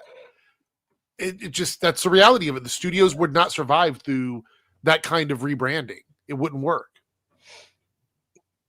And they're both publicly traded as well, aren't they? So they both have shares. They would have to take it private. That'd be the only way they could do that. Yeah. And I don't think they want to do that because too many people in the richosphere make money off of these things. That's how they get a lot of deals done. So taking it private would be a disaster for them. Well, Sam, I think the goal is with a lot of this pushback is that Warner Brothers will stay a separate entity. That's what's probably going to happen, depending on whether or not their shareholders decide to take any of the bids, which, let's be clear here, I wouldn't be surprised if they did. And we know that the Ellisons are tight with Trump, so the FCC is going to approve anything they want. So, because they just did that disaster, what is it, CBS did that disaster fucking 60 Minutes interview with Trump that was just even edited was a garbage ass interview. I haven't looked yet. I heard some stuff though. It was bad. It's clearly edited. The transcript doesn't even line up with the actual footage, and then the transcript is also weirdly edited. It's just, yeah. Okay, it is though. Even though it was a massive softball interview for Trump, he still looked awful. Yeah, he admitted. I think it was that interview where he said he didn't even know the crypto guy that he pardoned. The crypto sex trafficker guy. He's like, I don't even know who that is. Just pardon him. Didn't know you gave him a presidential pardon. Like, I just want to make sure that I'm not like hallucinating or something, because I'm reading this Variety article about Ellison and Paramount and stuff like that. There's going to be a UFC fight on the lawn of the White House. Yes, that's been happening. Yeah, they were talking about that months ago, but yeah, the absolute fuck. They're going to get this, Dane. From what I've been told, they're going to enter in from the Oval Office and then head out to the ring from the Oval Office. That's Jesus fucking Christ, man. Yeah. I mean, look, it became cringe to say this for a while because it became such a meme, but I'm back to it. Idiocracy. We're in an idiocracy now. Yeah. Jesus Christ. Yeah. Anyway, it is 6:30. I have to go because I have an early night tonight. But I'm going to jump off of here. But as always, a pleasure chatting with everybody. Yeah. Good to see everyone. And everybody watching from my channel, be good, play nice, or you will get muted. I'm pretty sure that some of you are waiting for me to leave to do that. So I look at my list afterwards and I'm like, there we go. There we go. Anyway, I'm out of here. I will see everyone later on. See ya. Yeah. Well, what do we got? So Sidney Sweeney's going to be the next Bond, James Bond. That's pretty This cool. is what I hear. This is what sources are saying. This is what the sources are saying, and we are outraged because I don't know, James Bond is not a woman, and we think that James Bond should not be a woman. No, I don't know. What was the deal with that? She said she was like interested in, she, probably kind of No.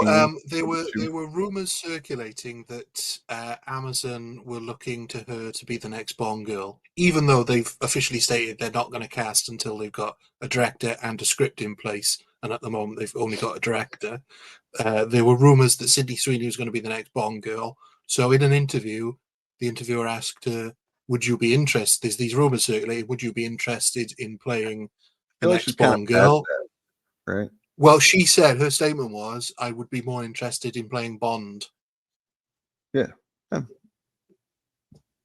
Yeah. Ooh, I mean, which seems a woman. Yeah. Well, that seems like the sort of thing that if any other actress said it, then the Chuds would have at least 2 months of content out of it. Right. Yeah. Yeah. I mean, So- honestly, he has not missed once for me.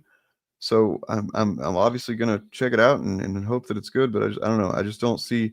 Patrick H. Willems. I don't love all his takes these days, but like he did do a Bond video not long ago that he essentially nailed it, in my opinion, as far as the why it's going to be so difficult to do another iteration of Bond after the Daniel Craig iteration, because that one was the one. But yeah. Not just that, but it's not even that Bond's antiquated now. It's that the world has changed so much that people understand. People are looking for more realism now. Yeah. A bit like they were when Daniel Craig started, but people didn't actually want realism. They just wanted sort of Bourne Identity type realism. Right. Whereas actually spying is just really boring 90% of the time. So is it going to be James Bond sat at a computer looking at Russian files all day? Or I wonder if he'll release the fucking Epstein files. That would be interesting. A story really about a story about finding out that a famous world leader was best friends with a pedophile. Yeah. Well, but like, if you want good spycraft stuff now, entertainment wise, and I've said this a few times here, but Slow Horses on Apple TV is you have said that. fantastic. I should check it out. It's unbelievable how good a show it is, and I urge everybody to go and watch it because, I mean, it's hilarious as well. It's very funny, but it's also taking a semi-serious look. It's elevated reality because the sorts of things they deal with, you could potentially see happening. Plus, they're all a bunch of fuck ups. So, I mean, I don't think so. Superior. I don't know why you would say that about everybody else, but I mean, are you trying to suggest something about? I mean, Jeffrey Epstein definitely was. See, did not watch all that Angie live stream last night. It was on status of yeah. I didn't know they streamed last night.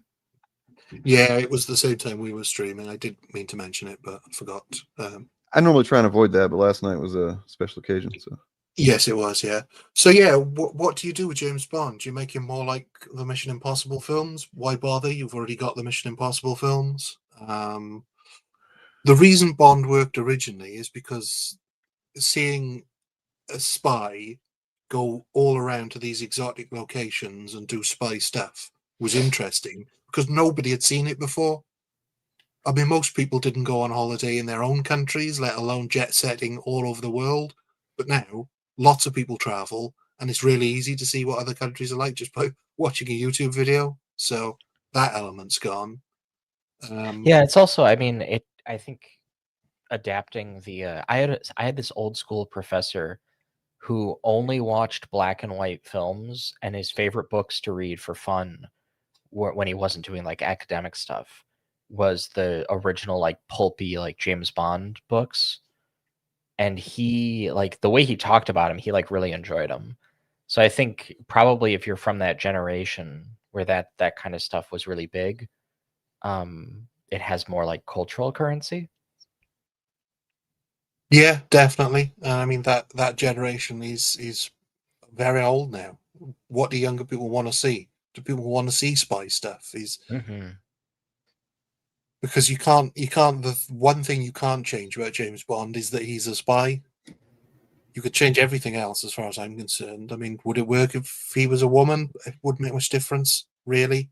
But he's still got to be a spy, and I yeah, mean, so yeah, I don't like the like honestly, I'm not a fan. I'm not going to call myself a Bond fan. I'm definitely a fan of half of the Daniel Craig films. But overall, I just don't think James Bond is very interesting, and a lot of those older movies are pretty lame and weird. I find the idea that like a British like Secret Service agent would be infiltrating American gun militias like rather humorous. That's a funny idea. Like what's that what's the I think it's Daniel Radcliffe did the movie about the Fed who infiltrates the KKK. Yeah, I watched that. Yeah, it's just that, but like he's doing the British accent. Yeah, it was peeking out a little bit here and there for sure. No, I mean like that would be the Bond movie. Is like full. No, yeah, but I mean, generally, that was a pretty good movie. I think it was based on a true story, maybe. I don't know. I'm not sure. We'll have to look and see if there's if we've ever had any problem with like white supremacists in this country. I mean, I love the Bond films, even with their insensitivity, shall we say. And to be fair, the books are in some ways worse, but of their time, obviously. They are a product of their time. But yeah, I just don't see how you could continue to do that now, because they've done everything with them. Right. Yeah, that's the it's a pretty good analysis that Patrick Willems did, and I agreed with it 100%. That basically, Casino Royale is the best Bond movie. It just is. It's fucking great, really, really good.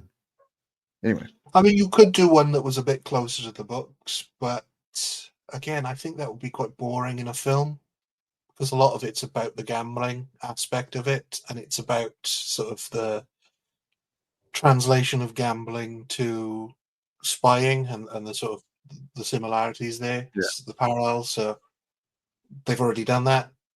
Yep. So it seems like basically anything that they do is going to be retreading at least a little bit. But I mean, that I felt the exact same way about Batman whenever we found out that the Batman was going to be a more grounded, gritty take. I'm like, didn't Nolan do that already? And then it turned out that no, he had not done it to the degree that Matt Reeves did it.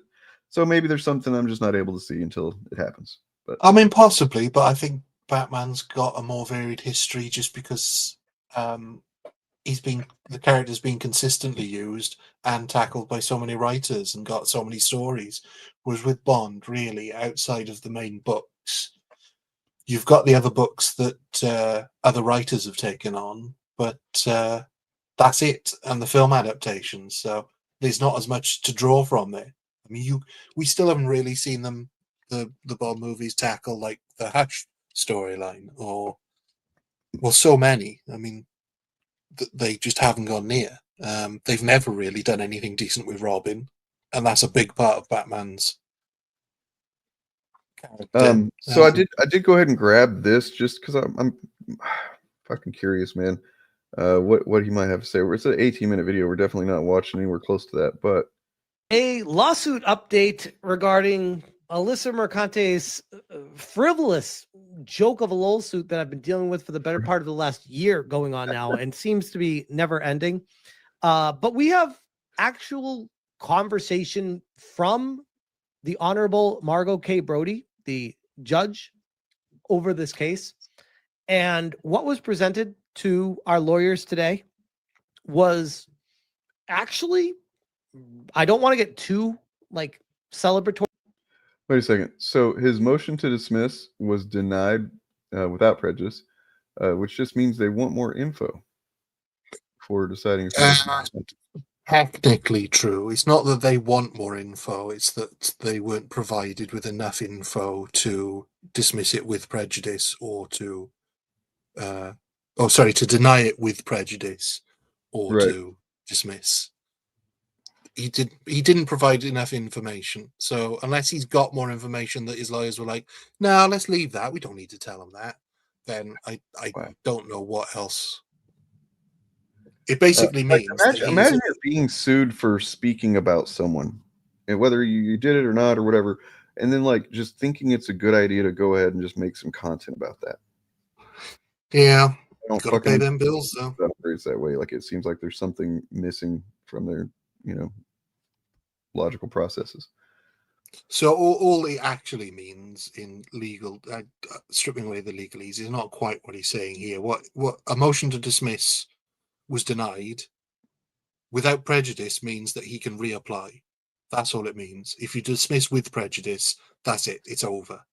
You can't. So it wasn't the court saying, we think there's merit here, but there's not enough. So if you could provide us more, there's not enough information here. So just a quick random thing that I came across just now. So Critical Drinker agrees with the premise of a video I made a few years ago now, which was that robots and AI prove that gender is a social construct. Meaning, like I did a video pointing out how we just call R2D2 and C3PO he, even though as far as we can tell, they don't have penises or testicles or whatever. They present as male, so we call them that. And then there's many other examples as well. But so here's me being surprised at this, him making this point about the Predator Badlands character of whatever the character's name is.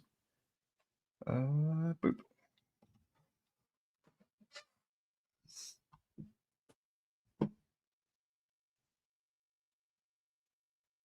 Good job.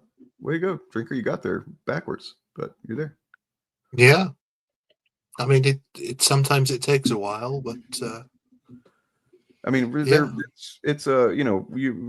she presents as a woman, so I'm sure that everybody refer to her as that. I'm sure if the Predator spoke English, he would. But I mean, we also technically don't know what gender the Predator is. No, I've heard them talking about him with he/him pronouns. Oh yeah, but that's people. Yeah, but that's not. We don't know for certain. That's just what the gender people have ascribed it. The Predator, all of the Predators. I guess, kind of. I'm picturing the Critical Drinker doing the thing he did for the Acolyte, where he's like checking frame by frame, in like Predator Badlands footage to see if the Predator has a bulge.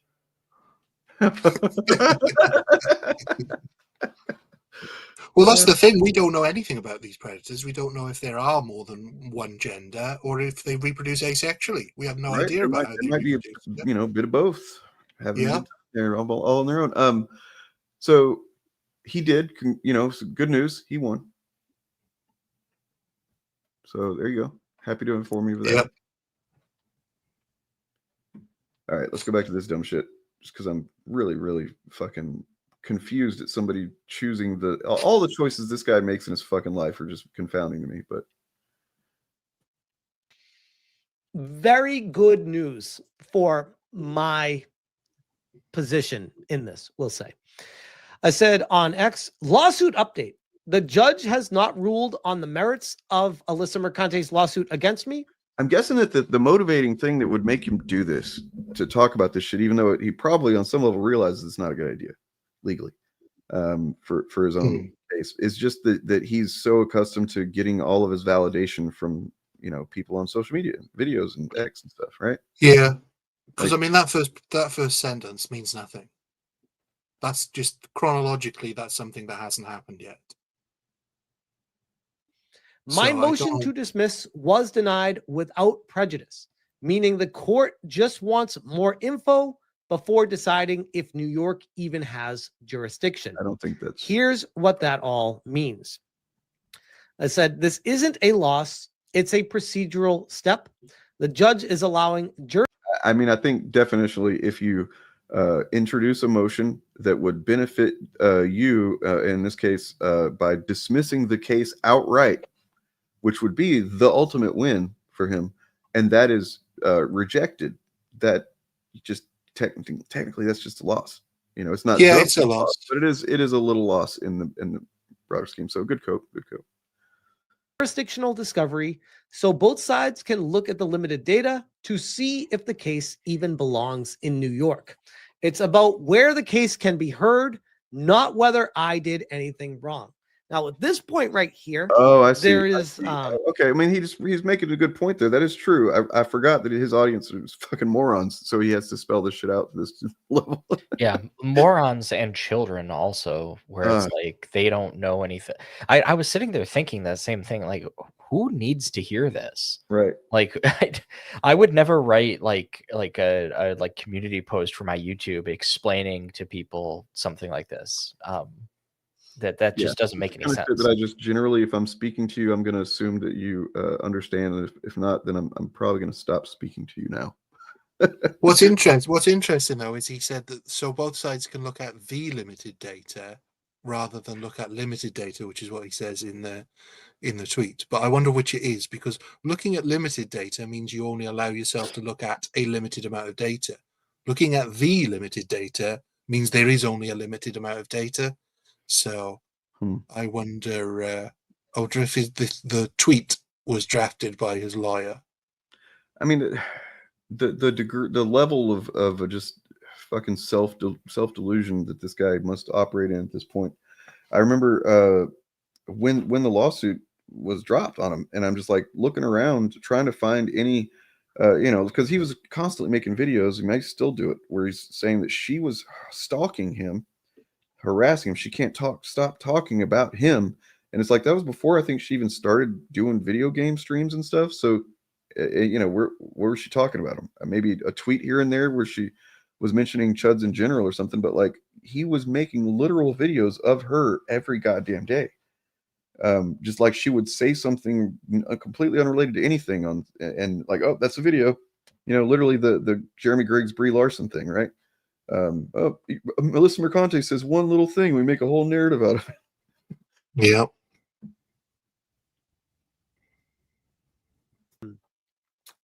Information that I have that I am not at liberty to speak of right now because it is not publicly available. Yeah, okay. That I will say just the situation is not great for Alyssa. And I have a feeling that basically I'm awesome, she sucks. That's all I can say right now. She understands if he has information that wouldn't be great for her, then I'm going to let that one go, because if that was the case, then why wasn't this case dismissed based on that evidence? Wouldn't the easiest thing to just be for him to say, yeah, I said she was a sex worker and she wasn't? Yeah. The easiest thing in the world. Just he could even, if he wanted the win, he could even say, I was told, I was given the impression. Yeah. Doesn't even have to make it in a way that doesn't make him look like the complete liar that he obviously is. And just, not that there's anything wrong with being a sex worker, as she's pointed out, but I mean, simply there is not a factual statement, and he was making all kinds of specific claims about her in the context of that false claim. Yeah. Gross. I can't even watch this guy, man. Like it's honestly makes me kind of depressed to see him doing this, because from what I understand, he's a father too. Poor kids. Poor kids. Anyway. But he's going to sell the lie to his audience, just like that in the discussion he had with that Pauline guy. His audience thought that he was winning that all the way through, while being completely factually inaccurate. So as long as his audience this is winning. speaks to the nature of the parasocial kind of little mini cults that the internet has brought upon us, right? Like, if you're, I'm starting to get kind of like distracted because I'm hungry as shit, so I apologize. Here's this. We looked at this last night, but I just wanted to, it's a cool thing. Check it out. Shape the comic book industry into what it is today, creating Captain America and co-creating many more. And now there's a growing push to honor the late comic artist Jack Kirby by renaming Essex Street on the Lower East Side, where he was born and raised. Dave Carlin spoke to the man working to make it happen. Jack Kirby, to not just comic book art, but pop art in general, is what Shakespeare is to drama. Right over there, it's the cover of Fantastic Four #1, and this launched Marvel as we know it. The genius innovations of Jack Kirby started on the Lower East Side. Pop culture historian and author Roy Schwartz takes us through his life and marvelous creations. Captain America, the Fantastic Four, the Hulk, the Avengers, Silver Surfer, Black Panther, and countless other characters and concepts. Here is Kirby being interviewed for a 1987 documentary titled Masters of Comic Book Art. My stories are people's stories. These ideas of forced perspectives and scales just was not done in comics before him. Kirby was born in 1917 into extreme poverty. He got into the Pratt Institute for Art at 14, but had to drop out to help support the family. They lived in this building on Essex Street, a block of which is being considered for a name change to Jack Kirby Way between Delancey and Rivington. A petition drive and committee approval is done. Next comes a vote by the city council. Kirby created Captain America in 1940 when he was 22 years old. And what he had on the cover of the first Captain America comic is Captain America punching Hitler. And they got death threats. Kirby's Lower East Side upbringing and his family and friends show up repeatedly in his work. So this is Fantastic Four 52, featuring the first appearance of Black Panther. Jack Kirby created him based on a childhood friend from the Lower East Side. The idea of naming a street after Jack Kirby in New York is something that would be incredibly fitting because he brought so much of New York to the world. Jack Kirby died in 1994. He did get to see some cheap TV movies, but he never lived to see the Marvel Cinematic Universe. When the street name gets expected approval, look for Kirby's 2 kids and grandkids to attend the ceremony, along with special guests from the now vast world of comics. On the Lower East Side, Dave Carlin, CBS News, New York. Got more Critical Drinker Predator stuff that I want to show here, and then I got to get out of here and get some food. But here we've got Critical Drinker saying that this sudden Predator hype seems a tad forced. Or sorry, manufactured. Manufactured is the word he uses, which I think is interesting when you think back to. And I'll pull up the image in a moment, but. God damn, I hate how StreamYard has changed this shit where you have to remove something before you can add something. There's no reason for that. It just makes things harder for no reason. All right. Just seems tad manufactured. Interesting. Yeah, it's really weird how once reviewers saw the film, they gave it positive reviews. I mean, why weren't they giving it positive reviews before they saw it? Yeah. I appreciate that he's discovering how linear time works. Yeah. I get these. Actually, this is one of the most common versions of comments that I get, where it's like people trying to justify like negative reviews on the basis of not having seen something. And sometimes they'll make points where they're like, well, I feel like a user review sometimes could be like, I saw the first couple episodes and I just couldn't get into the show or whatever. And I'm sort of warm to that, but I feel like if you're a YouTuber and you're making videos about it, no, watch the fucking show. Like this is the thing. Like I watched, I fell out of The Walking Dead after sticking with it for a number of seasons.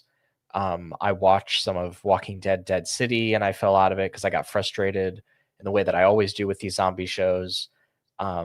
And I watched the first episode of Z Nation a while back, and I finished the first episode and I didn't like it. And I didn't watch them, but I also didn't like post videos where I like talk a ton of shit about it. These are fake reviews and shit. Yeah. Well, and then like this is the thing is like then these people create these weaponized culture movements where they're all like not engaging with a thing, but then scorning you if you like it and acting like it's a blight on the industry. You know, well, I mean, this entirely makes sense for the Critical Drinkers MO because in a linear fashion, as we normally treat time, Prey didn't have any hype, came out, was well received, everybody liked it, and so people took notice that the Predator universe was essentially back on its feet again. And then the cartoon came out, people liked it, and that was basically like a teaser for this film. And so people were looking for it, and so reviewers have seen it, given it positive reviews. Here we are. But of course, in the Critical Drinkers world, that's not how things work. You decide at some point that you're going to dislike something, talk about how much it's going to suck for months, and then tell everybody it sucks once it comes out. So that's why he finds this manufactured, because this is how normal people's brains work, whereas his doesn't operate like that. Maybe if more of the reviewers had been nitpicking quotes about the production of the film for months beforehand and saying how positive this looks, maybe he'd appreciate it then.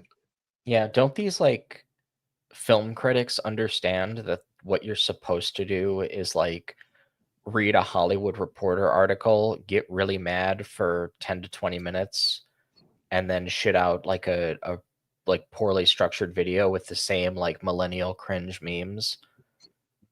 I don't know. Yeah, It vexes me so. All of these critics having the audacity to watch a film and then tell people what they thought of that film. I mean, it's all fake. Yeah, who do they think they are?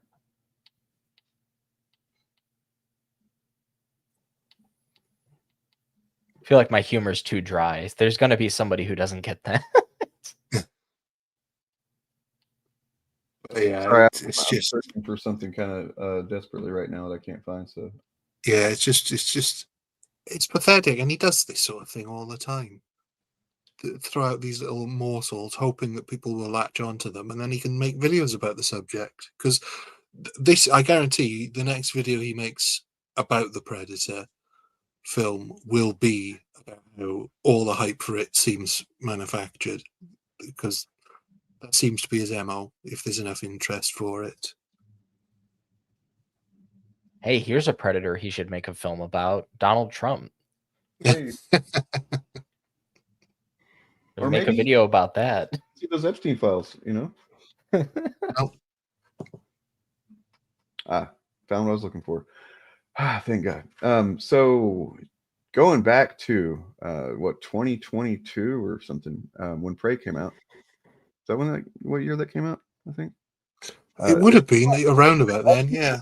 This is all full circle here. So 2022, Prey comes out, and I decided for the first time to make a little graphic to show the how I tend to see once you look at the patterns with these chuds, and you start to see this stuff, and these are pretty successful graphics. I think they did the rounds, but this is the very first one, and it was about Prey. And considering him saying manufactured hype, what about manufactured like unhype? So this is a little bit sloppy because I was not super familiar with Drinker's content yet, so I kind of applied some stuff to him that is more about just chuds generally. But yeah, this is his first video about the trailer for Prey that he called "How to Spoil a Good Idea." So going back to what you said a minute ago, he had not seen the movie, just decided it was spoiled. Then in his ideal scenario, it would come out and people would hate it, and they could say blah for all the reasons that I said it was going to be bad. That's not what happened. So then you kind of have to pivot. And what he did in this case, let me move the chat off screen real quick, is he just changed the name of the video from to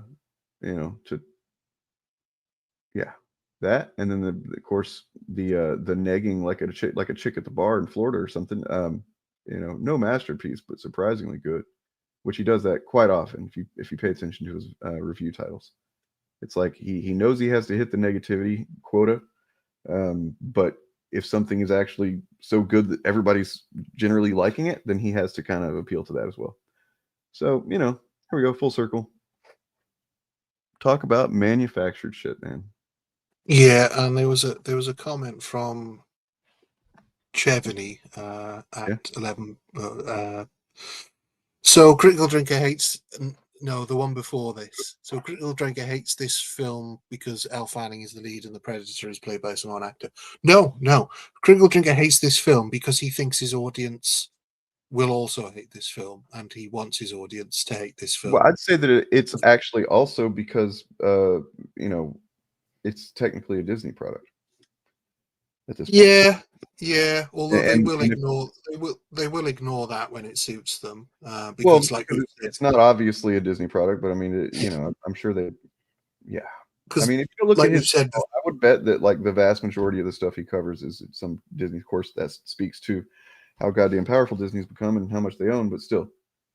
Because like we've said before, they don't go after the Netflix Marvel shows, and they were technically a Disney product. They still talk about the old Marvel films, even though pretty much all of them were a Disney product. What was that movie that just came out as an Amazon movie that I actually really enjoyed? And from memory, I don't think there was anything really that they would have called necessarily woke or whatever. But if they were sincere film fans even and reviewers, then they would cover it. It was Heads of State, I think it was called, with Cena and Idris Elba. Yeah, it's a pretty entertaining movie, and it seems like that kind of thing that these chuds claim that they would want.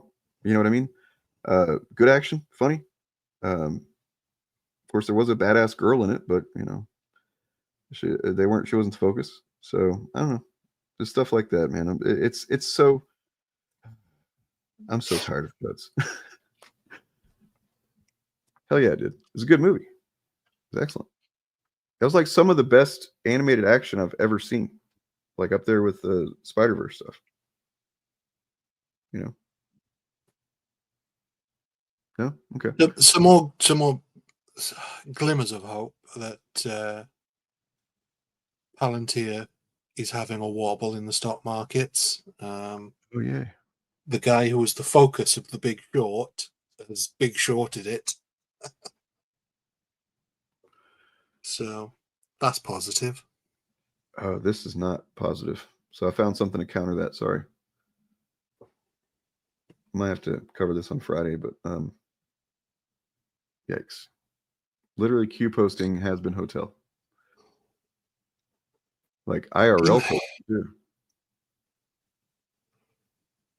Does that say deport Medrano? Yeah. Jesus Christ. Yeah. Boycott Amazon. Now I'm confused. Oh, I see. I thought they were saying it was a Disney thing, but no, it's an Amazon now. I understand. Oh, Amazon's the latest target. Yeah, I'm sure Trump really gives a shit. I might be misreading that. It looks like there's an asterisk there that says under the picture, transgender Satan, main character of Has Been Hotel. No, she's his daughter. That's really clearly, you'd only have to watch one episode to know that. This is these people never fucking see the shit they complain about. They really don't. I mean, and they also don't know the stuff that they claim to appeal to as well. So whenever it's like comics or the Bible or the Constitution, they don't know that shit either. They don't know shit. They don't know shit also, they also don't even know their own mythology because Satan's a fallen angel, so angels have no gender. So can't be transgender if you don't have a gender at all. Well, he's a father in the show. Yeah, it doesn't matter because he has no genitals. Hold on a second. Digsby, that's the only one of those you get in chat. As someone who, as of just even 6 months ago, was still letting that word slip out, I'm not gonna, do anything about it at this point. But I'm just letting you know that we're not doing that word around here. And also, then look, you just did another one right after it. If you can't not, appeal to ableism, then just get the fuck out of here. What I don't understand about this, so first of all, I don't. This is just crazy, but deporting Vivian Medrano for making Has Been Hotel, that's like a double First Amendment violation. I mean, because it's speech, but it's also a question of like religious freedom. Honestly, like being that this is straight up unashamed, unabashed Q posting, I'm kind of like surprised that that's how the soft punishment that they're going with in their ideal scenario, because I've seen some crazy shit proposed from these Q people about.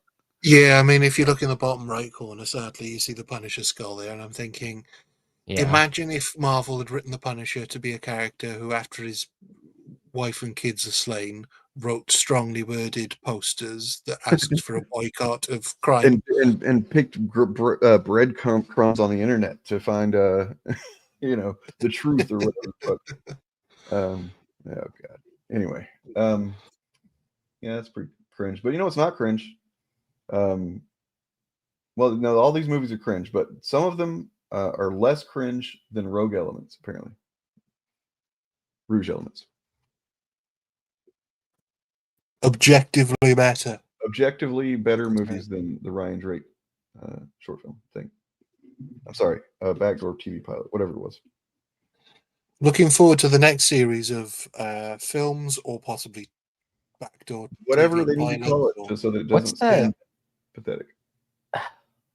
What film was it that Critical Drinker had a video where he's like, so it was off to the audience review score to see. It was The Boys. The Boys, yeah. Yeah, because he says about he's like before the current one, I think. Not the I can't fucking do the voice because it's like he's You're almost slurring there. and he's Scottish.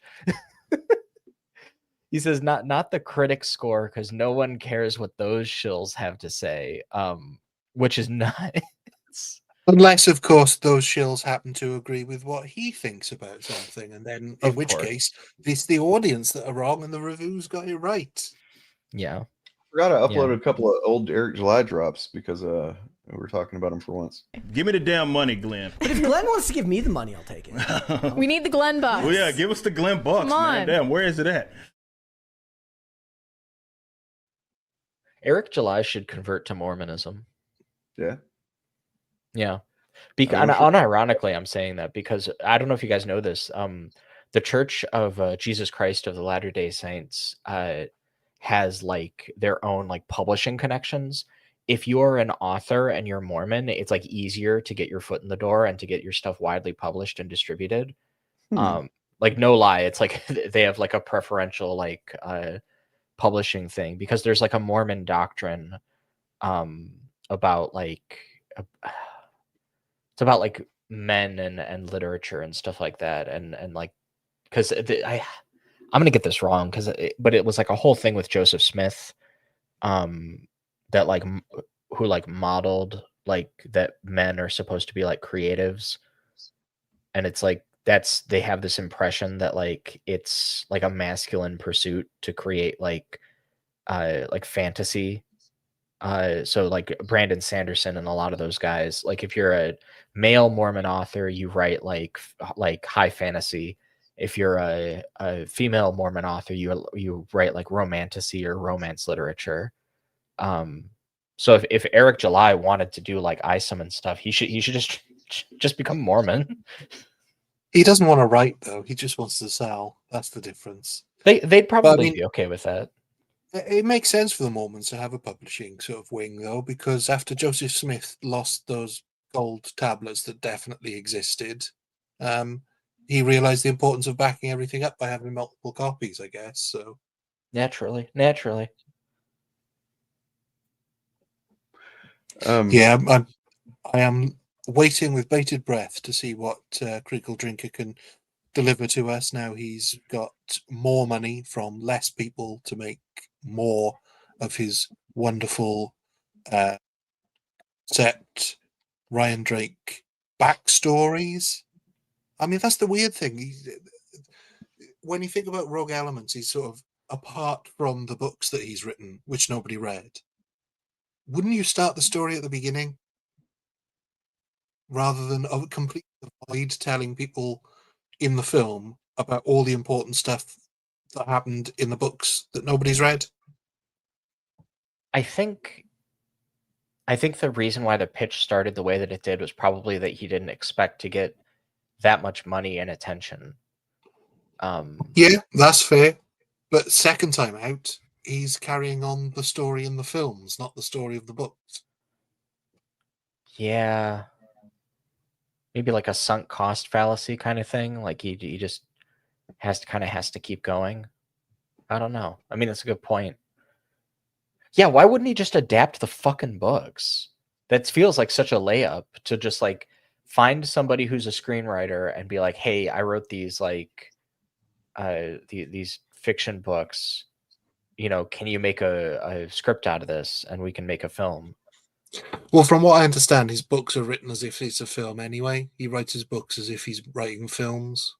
So they're very bad books and they're also very bad screenplays. They're sort of neither. But yeah, adapt whichever book it is that's got a story that he can tell cheaply on film and just do that. But this is what happens when you have no experience in making films. Sag. Well, I'm gonna have to get going. But first, a couple more things. You guys are not ready for this, but here it goes.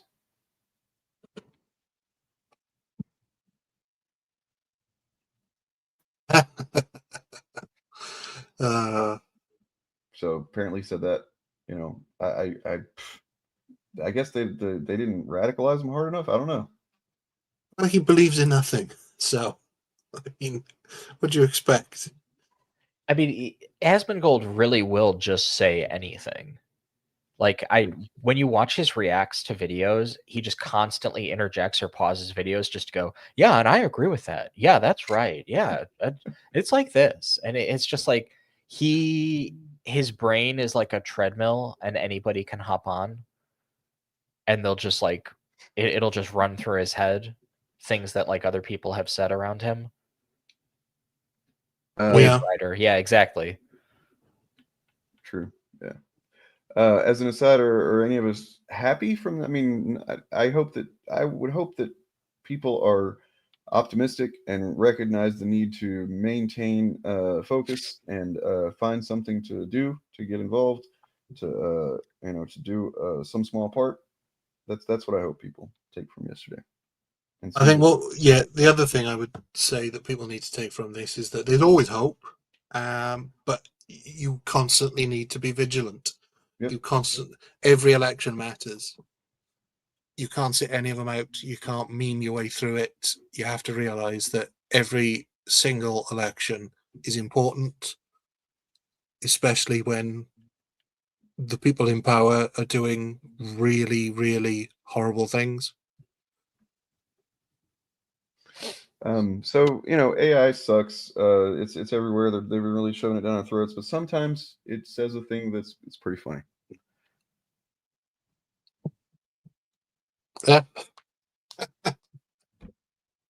So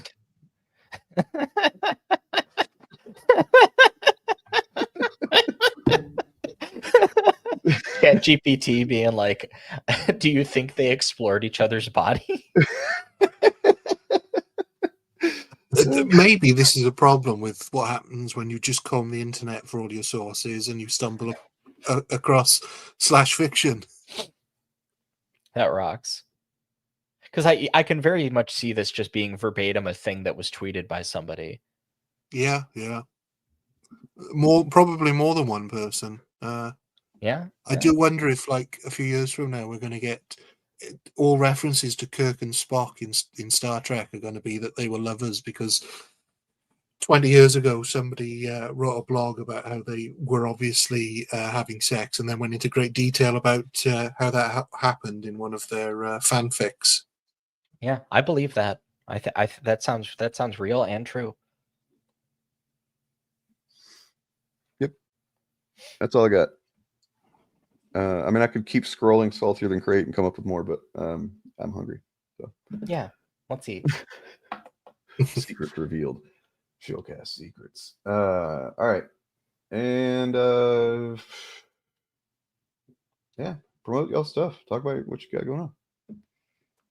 Yeah, I think the Ben Shapiro video, if I can't have it done by this Friday, it'll be by Monday. It is a response to his Superman review, but I go super duper in depth on like the way that he thinks and the way that he talks about art and why.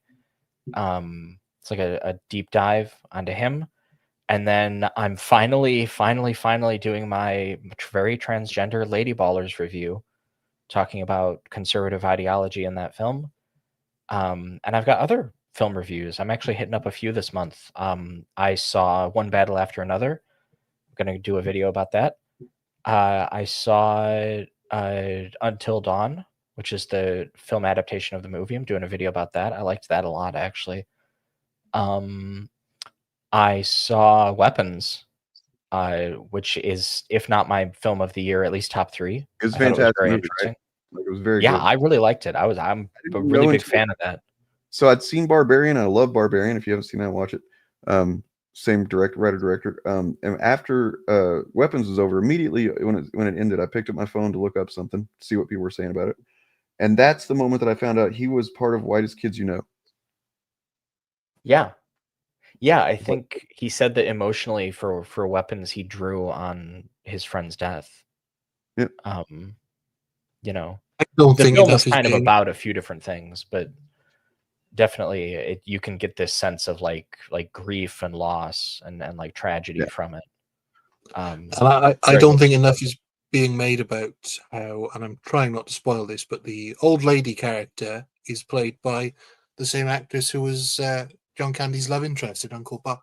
I don't think Oh my enough is being god! made The about moment. Oh my god! Yes. Holy shit! Yeah. That's interesting. That's literally the only other thing I think I've seen her in. I think she's not prolific. She's more of a character actress. I up until talk now. about this. I guess because if you guys have seen it, I want to mention this. So I talk about this in the video that I'm going to have at some point up this month on the channel. But the thing that I noticed about Weapons is that everybody was talking about the scene where, I'm not going to spoil like why or how this happens. There's a dream sequence where the time that, because the basic premise that starts out at the beginning of the film is a bunch of kids disappear. I don't think that's a spoiler. Are you talking about the gun? Yeah, there's a dream sequence where the father of one of the kids sees a place. I'm not going to get into that, but over the top of the building is the like an image of a gun, and it has a digital clock built into it, and it says 2:17. 2:17 in the film is the time of the disappearance at night. It is also, I think, the ratio of people in the classroom who stayed to who disappeared. One child and one teacher stayed, and the rest of the kids disappeared. I've seen people bring that up. 2:17 is also in. I was searching for what people were saying about this because I had an instinct about what it was, and I checked, and people were bringing up crazy stuff online. Like somebody said in 2022, there was an assault weapons ban that passed the House of Representatives by a vote of 217 to 213. Oh my And they God. were like, "Oh, it could be a reference to that." And I was like, "Man, if it didn't have the gun, I would say that's far fetched, but maybe." Right. You know But what it actually is. I actually went down several rabbit holes trying to figure out what other people were thinking of the movie because I had my own thoughts throughout, and then I'm like, kind of wanted to see what other people. It doesn't seem to be. You know what? If you want to come on Must Stream Friday, I'd love to talk about the movie with you. So. Yeah, the thing I just wanted to say is Josh Brolin's character is screaming the name of his son. Yeah. In that sequence, he screams the name Matthew and then looks up and it says 2:17. And if you check your Bible, Matthew 2:17 is the section of the Jesus story where King Herod kills all the children. Oh. So it's like that was what I thought when I saw it. Like that was the Wow. first thing that I did after the movie was over, is I looked that up just to make sure I was remembering that right.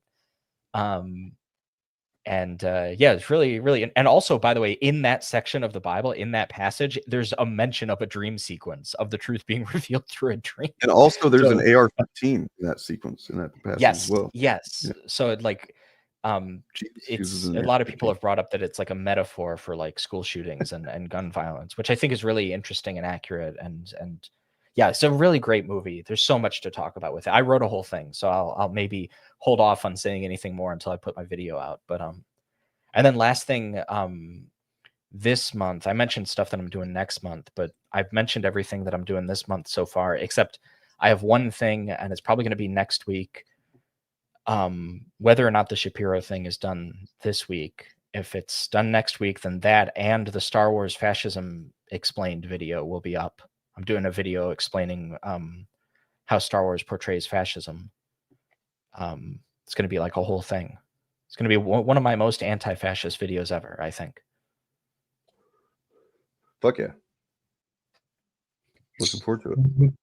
Right. For me, business as usual at the moment. I'm still trying to write scripts for other stuff while I crack on with my Rockford reviews. I've had to take a little bit of a break because my partner has been ill for the last week or so, but hopefully I'll be back Saturday. But yeah, that's it from me. Like I said, working on some other scripts, but they've also had to take a bit of a backseat, but she'll be back on track now. Well, where I'm at is that I am still in the final stretch of completing my music project, and I'm also been working on prioritizing, creating a workflow for myself that prioritizes Patreon as well as channel memberships. But so I haven't been the best at being consistent historically with doing the the early access to videos and stuff. Sometimes I just will upload on autopilot to YouTube and then not think about it. So I'm an asshole. But yeah, I'm making sure that all these things are going to be built into a reminder system that I have. And yeah, so that's going to be a thing. And so the reason the music ties into that is because the music is I'm not going to be selling it or anything. It's just going to be kind of like one more incentive for those who want to support the channel. You get those downloads for free, as well as any other music that I've made. I've made quite a bit in the past. Probably got a few dozen original bits of music that I've done, various kinds. Yeah. Anyway, that's this music project. I'm getting back into regular content. So yeah. What's up? Just for those who are not with us this week, or those who departed early, Eric's got a video up that he put up about 2 hours ago about Disparu being gross, which I think we can all agree on. Bob at Organized Chaos, Bob at Bob of the Old Ways, Pillar of Garbage is looking for patrons, if you can help him out with that. Angramuglia, The Birdman, Diet in the Force, all great channels. Who else am I forgetting? Anyone else that you guys can think of? Seems like these Chud channels aren't doing very well, man. You guys go support them, I guess. I don't know. Crimes of the Roman had a new video today. Oh, interesting. Crimes of the Roman? Yeah. Yeah, I'll have to check that out. Good content. Good shit. Yeah, I think that's all I had. I feel like there was maybe one other thing that's going to hit me as soon as I get off of here. But that's okay. I'll talk about it Friday or whatever. But yeah, you'll have a lovely remainder of your week. Here shall be another lyric video from a song I've completed recently. Oh yeah, I Really Know is good. Yeah. Good Yeah. Yep. And yeah. So, Yeah, I will say Otterly Noah makes good videos. That Tectone video was a little hard to watch. It was a very a harrowing experience. Oh, okay. I have not watched the last few. It seems like he's putting out a lot. I mean, not like in a bad way, but it seems like I've seen several recently that just exist. I haven't had time to do anything. I've literally been just all up in my music program. It's crazy. But anyway. Yep. Also this for sure. Always that. And release the Epstein files. Both of those. Also very real. Yep. Yeah. Man, I'm so fucking hungry. All right. See y'all later. The Rippaverse isn't fucking going anywhere. I'm not going anywhere. I just fucking relaunched. For goodness sake, I'm not playing around. Get over it. Like my haters, man. I get there. But these guys are so fucking invested in my failure, right? got these gay ass dudes. These guys are 40 and 50 years old doing nonstop damn videos about me. And I'm like, bro, get a grip. A lot of y'all got family. You got women that you're supposed to be tending to, and you worried about me and what it is that I got going because you're so banking on my failure. It's like, bro, the most mild thing, I've said this before, guys, the thing that I've done that's been the most mild thing, the least political thing that I've done, the least controversial thing that I've done, or should have been, was launch a fucking comic book company. Who would have thought? Who would have fucking thought me launching a comic book company? Fucking mad.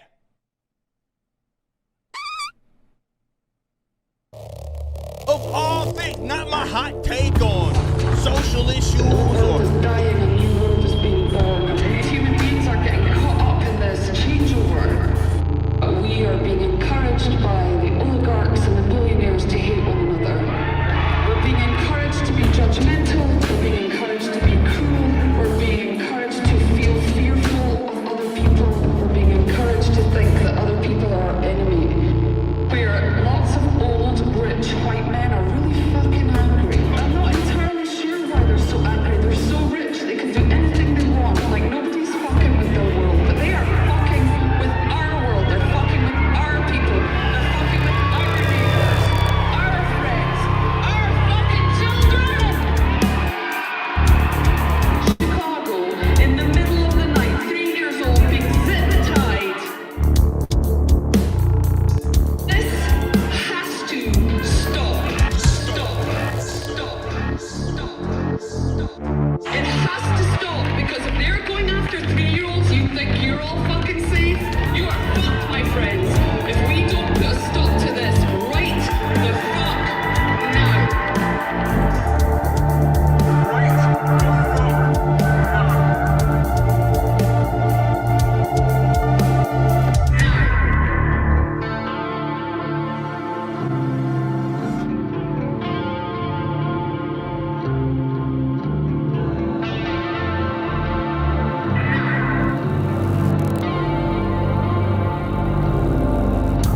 Behold the serpent, beware the oldest lie.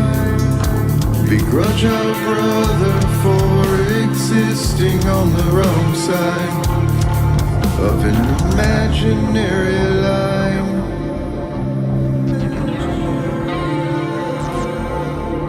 Between two worlds, belligerent in the name of the tribe, I beseech you to believe in more than the light reflecting off of these shells we occupy.